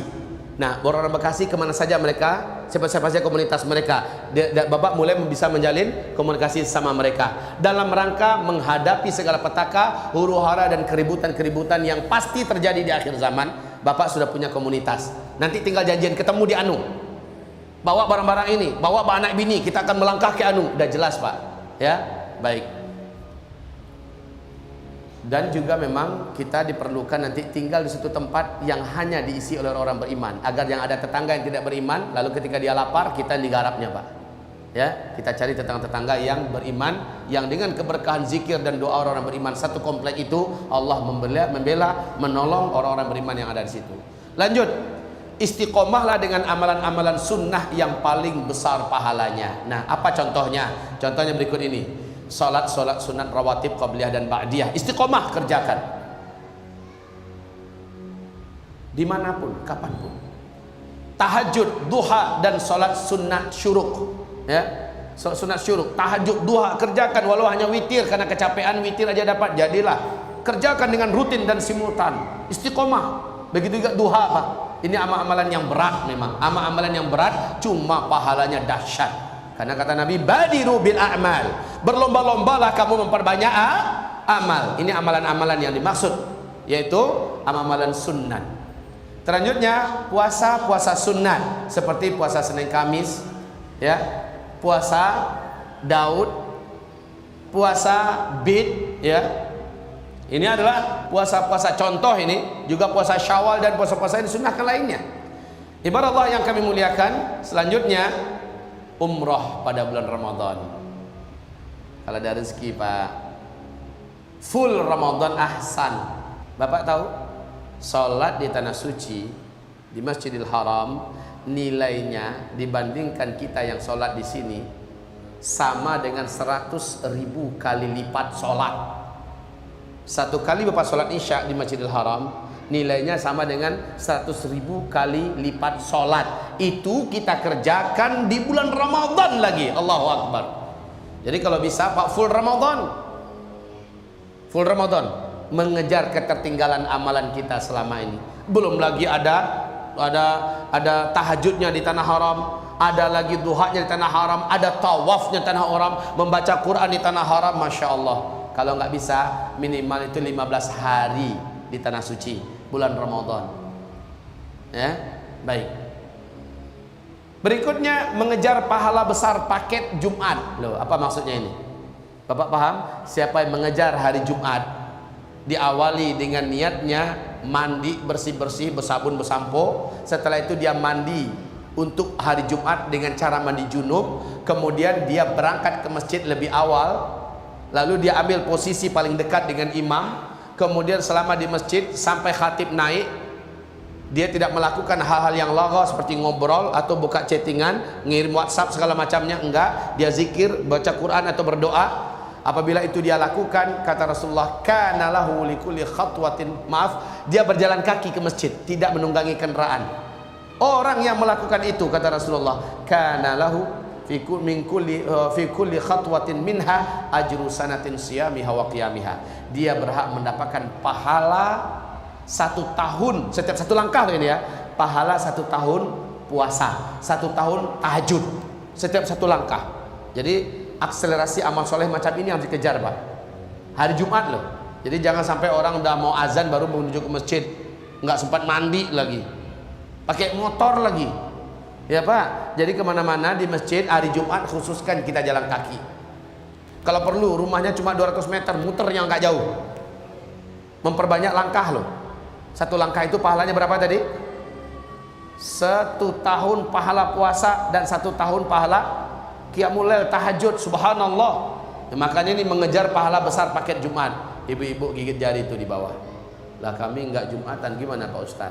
Kata Rasulullah kepada Asma, ya, Asma jadi delegasi kaum wanita, semua pahala Jumat suamimu kamu akan dapatkan seluruhnya, asal kamu mendukung suamimu, kamu taat kepada suamimu, kamu jaga harta suamimu, kamu coba mencari ridho suamimu, dan kamu jaga anak-anak suamimu, kamu rawat baik-baik. Kalau itu kamu lakukan, semua pahala suamimu yang kamu dapatkan di luar, kamu mendapatkannya di rumah sebanyak yang suamimu dapatkan. Enak bener loh Pak ya. Dia tenang-tenang di rumah, santai-santai di rumah, semua pahala yang jungkir balik kita dapatkannya di luar, dapat dia tanpa mengurangi pahala kita sedikit pun. Ya Bu ya, coba ibu-ibu yang kami muliakan dimanapun berada, dukung suaminya untuk ketaatan. Taatlah pada suaminya, cari ridho suaminya, jagalah diri, jagalah kemaluan, dan jagalah harta dan anak-anak suami. Insya Allah semua pahala suami yang dibuat di luar, termasuk sholat Jumatnya, bahkan infak suami di luar, bahkan zakat suami, bahkan jihad suami, istri dapat sepenuhnya tanpa mengurangi pahala suami sedikit pun. Subhanallah. Lanjut. Hafalkan Quran surah Al-Kahfi 10 ayat pertama atau 10 ayat terakhir. Hafalkan surah Al-Kahfi. Karena kata Rasulullah, kalau sempat kamu berpapasan dengan Dajjal. Nih kalau ada orang beriman berpapasan dengan Dajjal, dia hafal surah Al-Kahfi, dia baca tuh surat. Nggak mempan yang lain Pak. Yasin wal Qur'anil Hakim. Dajjal di depannya. Salah baca tuh kata Dajjal. Kalau ente mau selamat dari saya 10 ayat Al-Kahfi, khalas ente mangsa saya. Betul lah Pak. Rasulullah merekomendasikan. Coba nanti dilihat di sini bagaimana penekanan Rasulullah yang menekankan umatnya hafal surah Al-Kahfi 10 ayat pertama atau 10 ayat terakhir. Ayat ini yang dibaca saat kita berpapasan secara tiba-tiba dengan Dajjal. Jangan tatap wajahnya, jangan lihat matanya, alihkan mata kita, lalu bacakan surah Al-Kahfi dengan suara jahar di depannya. A'udzubillahi minasyaitonirrajim. Bismillahirrahmanirrahim. Alhamdulillahilladzi anzala ala 'abdihil kitab. Terus baca sampai 10 ayat ya. Selesai ulang balik. Jangan ngintip-ngintip Pak. Ya, terus baca. Nanti baru berhenti kita selesai bacanya saat kita merasakan sudah hening sekitar kita. Berarti dajjalnya sudah tidak ada. Kita sudah selamat. Baca ini. Kalau Dajjal masuk ke kota-kota kamu, kata Rasulullah, masuk ke rumah-rumah, tutup pintu-pintu kamu, tutup jendela kamu, baca surah Al-Kahfi dalam rumah kamu.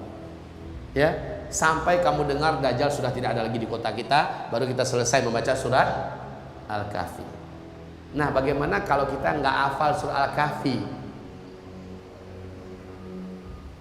Ketemu dengan Dajjal, Om Dajjal, sebentar Om Dajjal, saya cari Quran dulu. Mana laku. Langsung tuh Pak jadi pengikut Dajjal. Oleh sebab itu, ini bukan lagi pilihan. Sekali lagi saya katakan ini adalah sebuah kemestian. Harus hafal surah Al-Kahfi 10 ayat pertama. Kalau azam Bapak kuat, Pak Ustadz saya pelupa, minta tolong pada Allah. Allah yang akan masukkan hafalan itu. Yang penting tekad Bapak serius. Bapak tunjukkan. Walaupun 1 ayat 1 minggu hafalnya, lebih baik Bapak mulai 10 minggu Bapak sudah hafal 10 ayat. Masa iya ada yang begitu bekeratnya otaknya? Bakare kada otaknya. Ya. Selama 1 minggu hafalnya cuma 1 ayat, kan terlalu namanya. Tapi taib, lebih baik daripada dia tidak memulai. Oke? Bapak Ibu ajak lomba istrinya, Pak. Ajak lomba anaknya. Ya. Lanjut. Targetkan khatam lebih sering baca Al-Quran dengan suara jahar. Sampai datangnya petaka ini Bapak targetkan, saya harus selesai mengkhatamkan Al-Quran karena Allah. Kalau perlu Pak, ajak komunitas 10 orang, 7 orang, ajak mereka saling berlomba memperbanyak khatam Quran, bukan untuk riaan, tapi untuk mencari kawan semangat. Sudah berapa kali kamu? Saya baru 2,5, saya baru 2, kalah saya ya. Lanjutkan, tapi ini akan tetap karena Allah. Ada kawan yang menghasung dan mengingatkan kita. Kamu gimana? Lagi futur nih. Jangan futur, udah dekat loh ini. Ya, ayo kasih semangat antar satu dengan yang lain. Baik. Selanjutnya, nah ini amalan pembenteng yang paling kuat Pak. Sedekah, infak. Bapak sudah dengar keistimewaan dan kedahsyatan sedekah. Sedekah adalah penghalang musibah, pelindung bencana, benteng dari petaka, dan bahkan sedekah mampu menghalau huru hara. Oleh karena itu Pak, jangan berpelit-pelit dengan harta yang memang tidak akan bisa membela Bapak, kecuali yang Bapak sedekahkan di jalan Allah. Sekarang rajinlah bersedekah, kuatkanlah berinfaknya untuk agama Allah Subhanahu wa ta'ala. Lebih baik Bapak memulai daripada Bapak nunggu banyak dulu baru bersedekah. Karena ahabbul a'mal indallah adwamuha wa in qalla. Yang paling Allah cintai amalan itu adalah yang continue, terus menerus, sekalipun tidak seberapa. Sekali berinfak hanya mampu 10.000, alhamdulillah. Tapi tiap hari udah ngitung terus, tiap hari sebulan ada 300.000. Ini tabungan buat siapa sih emangnya? Untuk sampean kan? Satu. Yang kedua, Allah jamin dipulangkan di dunia ini 10 kali lipat sebelum nanti di akhirat mendapatkan berlipat-lipat yang tidak terhingga. Ya kan? Jadi ngapain juga mikir? Kalau memang 300.000 satu bulan, Allah jamin berarti 3 juta kembaliannya kepada kita. Ya toh? Lalu apa yang membuat kita ragu? Cuma 10.000 doang. Apalagi kalau Pak tahu ini di akhir zaman. Perbanyak sedekah dan infaknya, jangan mikir. Untuk dunia aja nggak mikir kita, tapi untuk agama pada mikir. Memang benar kata Rasulullah, makin dekat kiamat umatku semakin bakhil. Intisyar syuh, saat mendekatnya kiamat akan banyak kekikiran menyelimuti umatku di mana-mana. Bakhil, padahal yang dia infakkan adalah miliknya, yang dia tahan bukanlah miliknya. Baik, lanjut. Hafalkan sebanyak-banyaknya surat-surat dan ayat-ayat Al-Quran. Seberapa mampunya Pak, hafalkan dari sekarang. Karena ketika zaman kegelapan, Bapak ngapain zaman kegelapan? Zaman kegelapan itu apa maksudnya? 40 hari kena dukhan itu ngapain? Orang yang baca Al-Quran Pak, daya tahan tubuhnya jauh daripada lapar, berkat daripada bacaan Al-Qurannya, ini akan membantunya. Nah coba kalau yang Bapak baca itu Qul Huwallahu ahad terus, siang malam inna a'tainakal kautsar, selesai nanti Qul Huwallahu ahad. Walaupun tetap berpahala Pak, cuma itu aja modal kita, kesian amat Pak. Atau di akhirat juga derajat orang makin dinaikkan oleh Allah tergantung berapa surat yang dia hafal. Kan begitu kan? Dalam hadis sahihnya Allah suruh Iqra warqi, bacalah setiap satu surat 1 derajat surga dinaikkan Allah dia. Tambah lagi surat yang lain, masih hafal enggak? Masih ya Allah, baca, naik lagi ke derajat yang lebih tinggi surganya. Masya Allah Pak, dengan hafalan kita sekarang. Hafalkan sebanyak-banyaknya surat-surat dan ayat-ayat Al-Quran. Lalu doa. Nah, ini wajib catat, wajib catat. doa benteng pelindung yang diajarkan oleh Nabi Muhammad SAW. Hafalkan dan sering dimunajatkan kepada Allah. Hafalkan dan sering dimunajatkan kepada Allah. Pertama, doa agar tegar dan kuat menghadapi musuh. Yang punya kitab, catat halamannya saja. Halaman 168, ada doanya di situ. Bagaimana cara mendatangkan energi doa itu? Ya, halaman 168 yang punya kitab. Yang belum punya kitab di bawah masih tersedia dan tetap kita sediakan. Yang belum punya. Kemudian doa dan zikir menghancurkan kekuatan musuh. Banyak musuh menyerang, Pak. Kita berhadapan-hadapan dengan musuh. Mungkin di medan perang atau mungkin kita diserbu oleh musuh. Bagaimana cara menghancurkan kekuatan mereka? Doa apa yang dibaca oleh Rasul dan para sahabat sehingga musuh-musuh menjadi porak-poranda dengan kekuatan Allah berkat doa kita. Halaman 170. Halaman 170. Kemudian doa dan zikir agar selamat dari pembantaian. Seperti kami katakan, banyaknya terjadi penyembelihan manusia, pembantaian. Orang-orang penjahat-penjahat datang ke rumah-rumah kita, ke kampung-kampung kita dan sebagainya.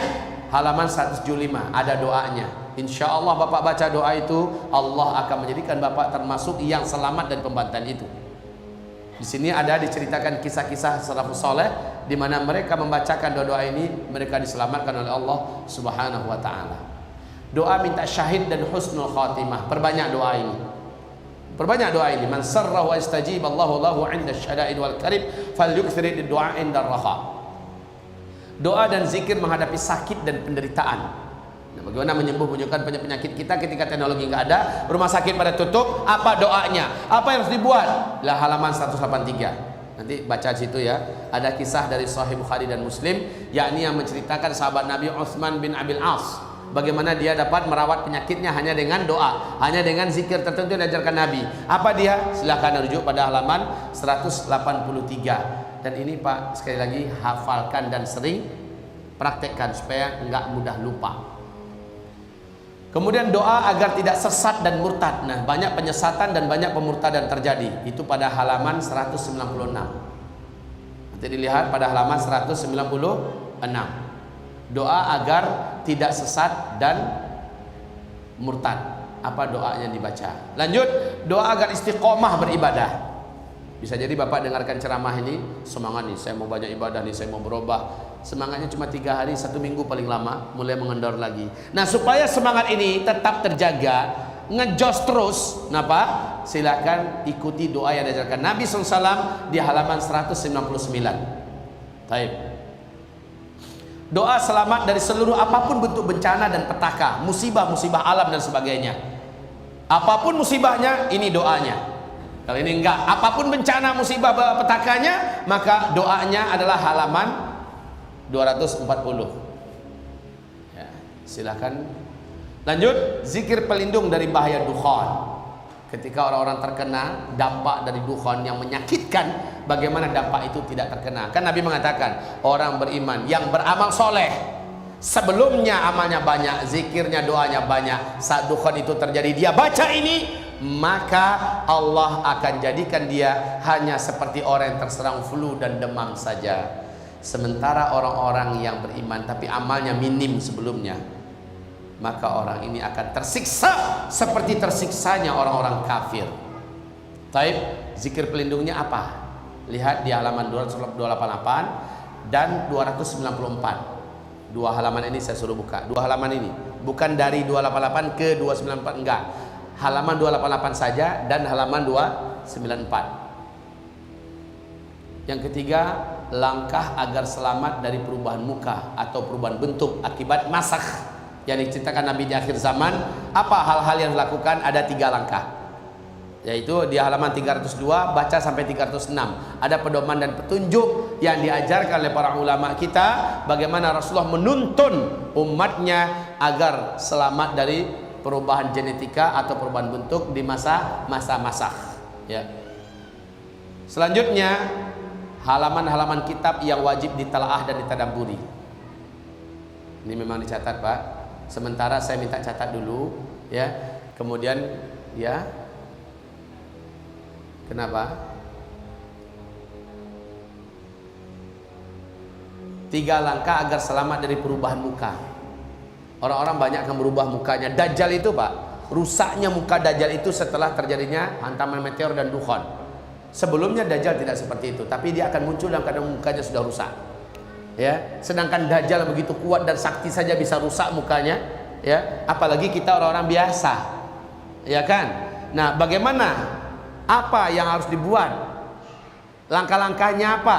Ini di sini diajarkan di halaman 302 306. Makanya saya katakan, ini kitab saya jadikan rujukan kita dalam masalah persiapan dan benteng amal akhir zaman.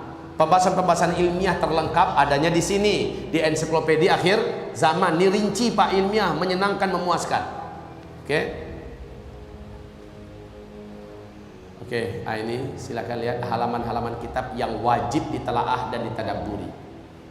Sebenarnya saya mau membimbing ini Pak, bimbing buka halaman sekian langsung kita sarahkan, buka halaman sekian langsung kita sarahkan, saya mau, tapi waktunya tidak memadai sekarang. Kalau mau ke depan, insya Allah kita buat ke depan. Atau kalau kita buat judul yang lain, kita buat judul yang lain. Kita lanjut.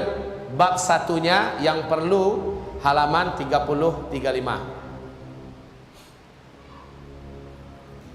Silakan saya bagi waktu Bapak untuk mencatat.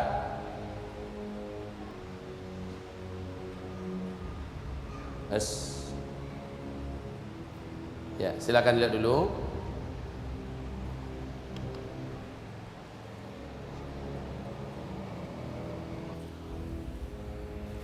Sudah? Langsung ke halaman berikutnya.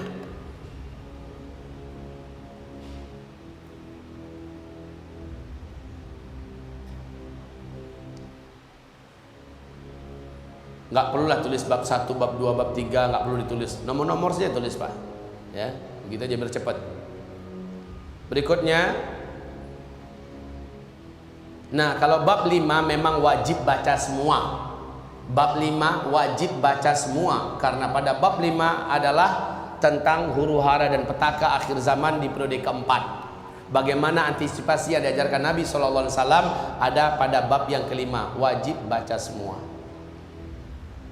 Fokuskan membaca fitnah Duhaimah pada halaman 193. Fokuskan membaca, ini masih di bab 5 loh itu. Kenapa saya katakan fokus? Orang yang selamat dari fitnah Duhaimah, mereka lah yang akan selamat daripada fitnah Dajjal. Tapi orang yang tidak selamat dari fitnah Duhaimah, maka dia akan menjadi pengikut Dajjal. Pastikan itu. Apa itu fitnah Duhaimah? Apakah saya masih termasuk di antara orang yang selamat atau sudah ada di dalamnya? Nauzubillah. Lihat berikutnya, bab yang berikutnya, kiat-kiat memunculkan kedahsyatan energi zikir dan doa. Ya. Bagi yang sulit menulis, bisa diambil foto saja dengan jad-jadnya.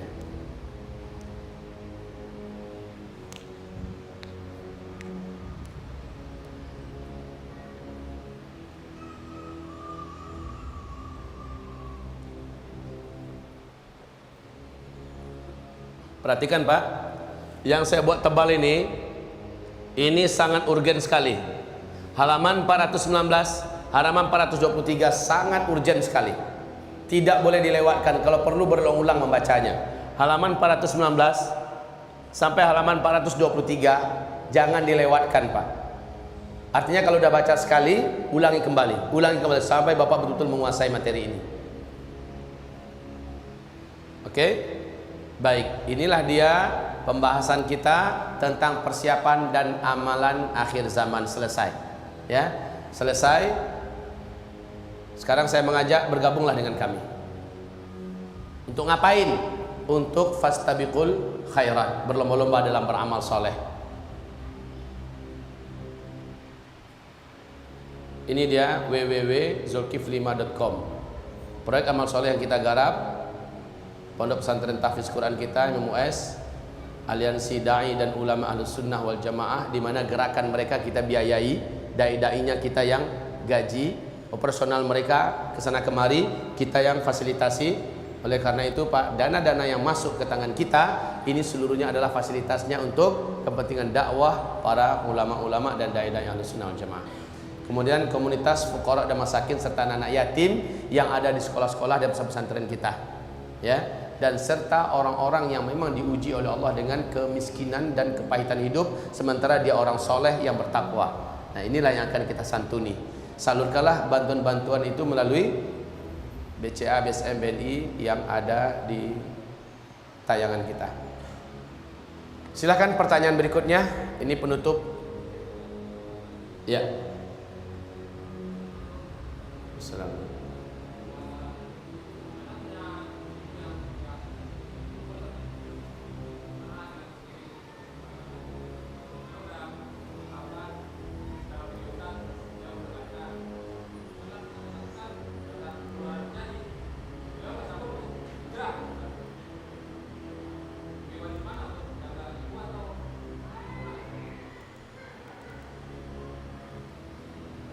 Menjaga apa? Nggak mau diajak?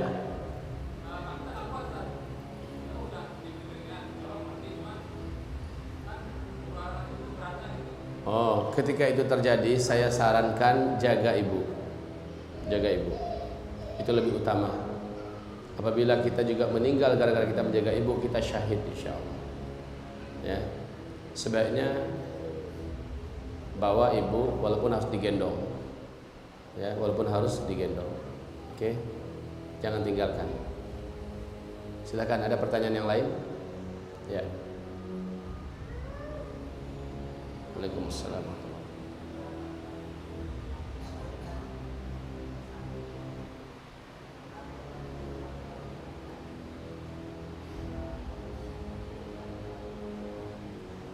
Coba agak maju ke depan, suaranya kurang terdengar.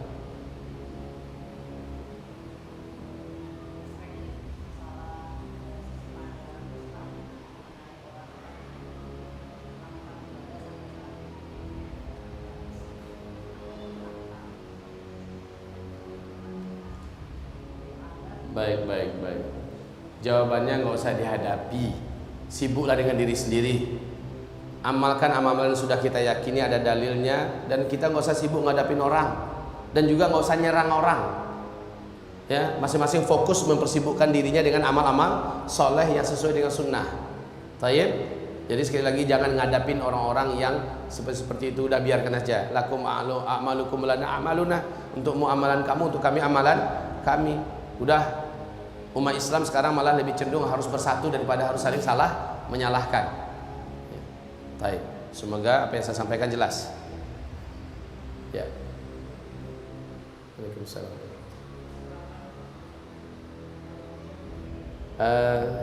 Yang jelas di dalam Al-Quran di 4 surat Allah menyumumkan semenjelang kiamat bumi ini akan kembali mengalami hantaman meteor, pecahan batu ruang angkasa, yang mana Rasulullah juga menyebutkan petaka itu akan terjadi sebagai awal daripada tanda besar kiamat. Ya. Kemudian menurut para pakar dan astronomi dunia seperti Michel Penn menjelaskan bahwa meteor ini akan menghantarkan manusia kepada kehilangan teknologi selama-lamanya. Dan Rasulullah juga menyebutkan saat Al-Mahdi muncul kalian sudah tidak berteknologi lagi, ya kan? Nah, itu Pak, ringkasnya seperti itu. Sementara menurut NASA Amerika, bumi kita ada di tahun terakhir di tengah-tengah arus ruang angkasa, arus sungai meteor di ruang angkasa. Peluang bumi kita mengalami hantaman meteor itu selalu ada, dan kita tidak dapat memastikan, serahkan ilmunya pada Allah. Begitu loh Pak. Ya, penjelasan ringkasnya begitu. Oke? Ya. Waalaikumsalam. Terus anak-anak akil baligh, anak-anak yang belum akil baligh, mereka tidak akan pernah terkena fitnah dajjal. Ya. Boleh jadi anak-anak ketika itu wallahu alam, ini hanya Allah yang Maha tahu, Allah wafatkan terlebih dahulu. Wallahu alam. Sebab apa kaum muslimin? Anak-anak adalah orang yang paling lemah dalam menghadapi berbagai macam tekanan berat hidup. Ketika makanan tidak ada, ketika penyakit merajalela, yang paling cepat musnah siapa? Anak-anak. Bisa jadi Pak. Wallahu a'lam. Sekali lagi, Bapak punya anak kecil? Saya juga banyak. Saya yakin lebih banyak anak saya beranak Bapak. Anak saya baru 15. Kecil-kecil semua. Jadi kalau Bapak gelisah, saya juga sama. Cuma yang paling enaknya kegelisahan ini jadi hilang kalau kita berpasrah dan tawakal kepada Allah. Yang paling pasti kita lakukan sekarang adalah amal apa yang bisa saya buat hari ini. Ya, saya tidak mau sibuk bagaimana anak saya nanti, itu urusannya pada Allah dah.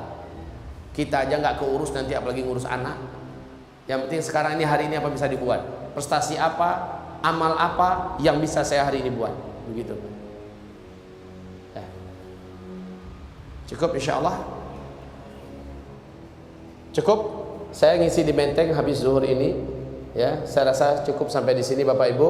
Semoga bermanfaat apa yang kami sampaikan dan Allah mengampuni dosa-dosa dan kesalahan kami. Untuk ringkasan dan buku kecil ini ada dalam buku zikir ini, Pak. Kalau Bapak sulit bawa ini terlalu besar kemana-mana, ini aja setidaknya Bapak mulai membaca. Karena doa-doanya yang diujarkan Nabi untuk doa-doa perlindungan dari petaka bencana orang akhir zaman ada di buku kecil ini. Bapak kantongilah. Ya, lalu mulailah Bapak sering-sering membacanya, kemudian menghafalkannya. Semoga Bapak Ibu seluruhnya termasuk orang yang paling dulu dan paling di depan melakukan amal soleh ini. Amin ya rabbal alamin. Nastaghfiruka ya Allah wa natubu ilaik. Subhanakallahumma wa bihamdika asyhadu an la ilaha illa anta astaghfiruka wa atubu ilaik. Assalamualaikum warahmatullahi wabarakatuh.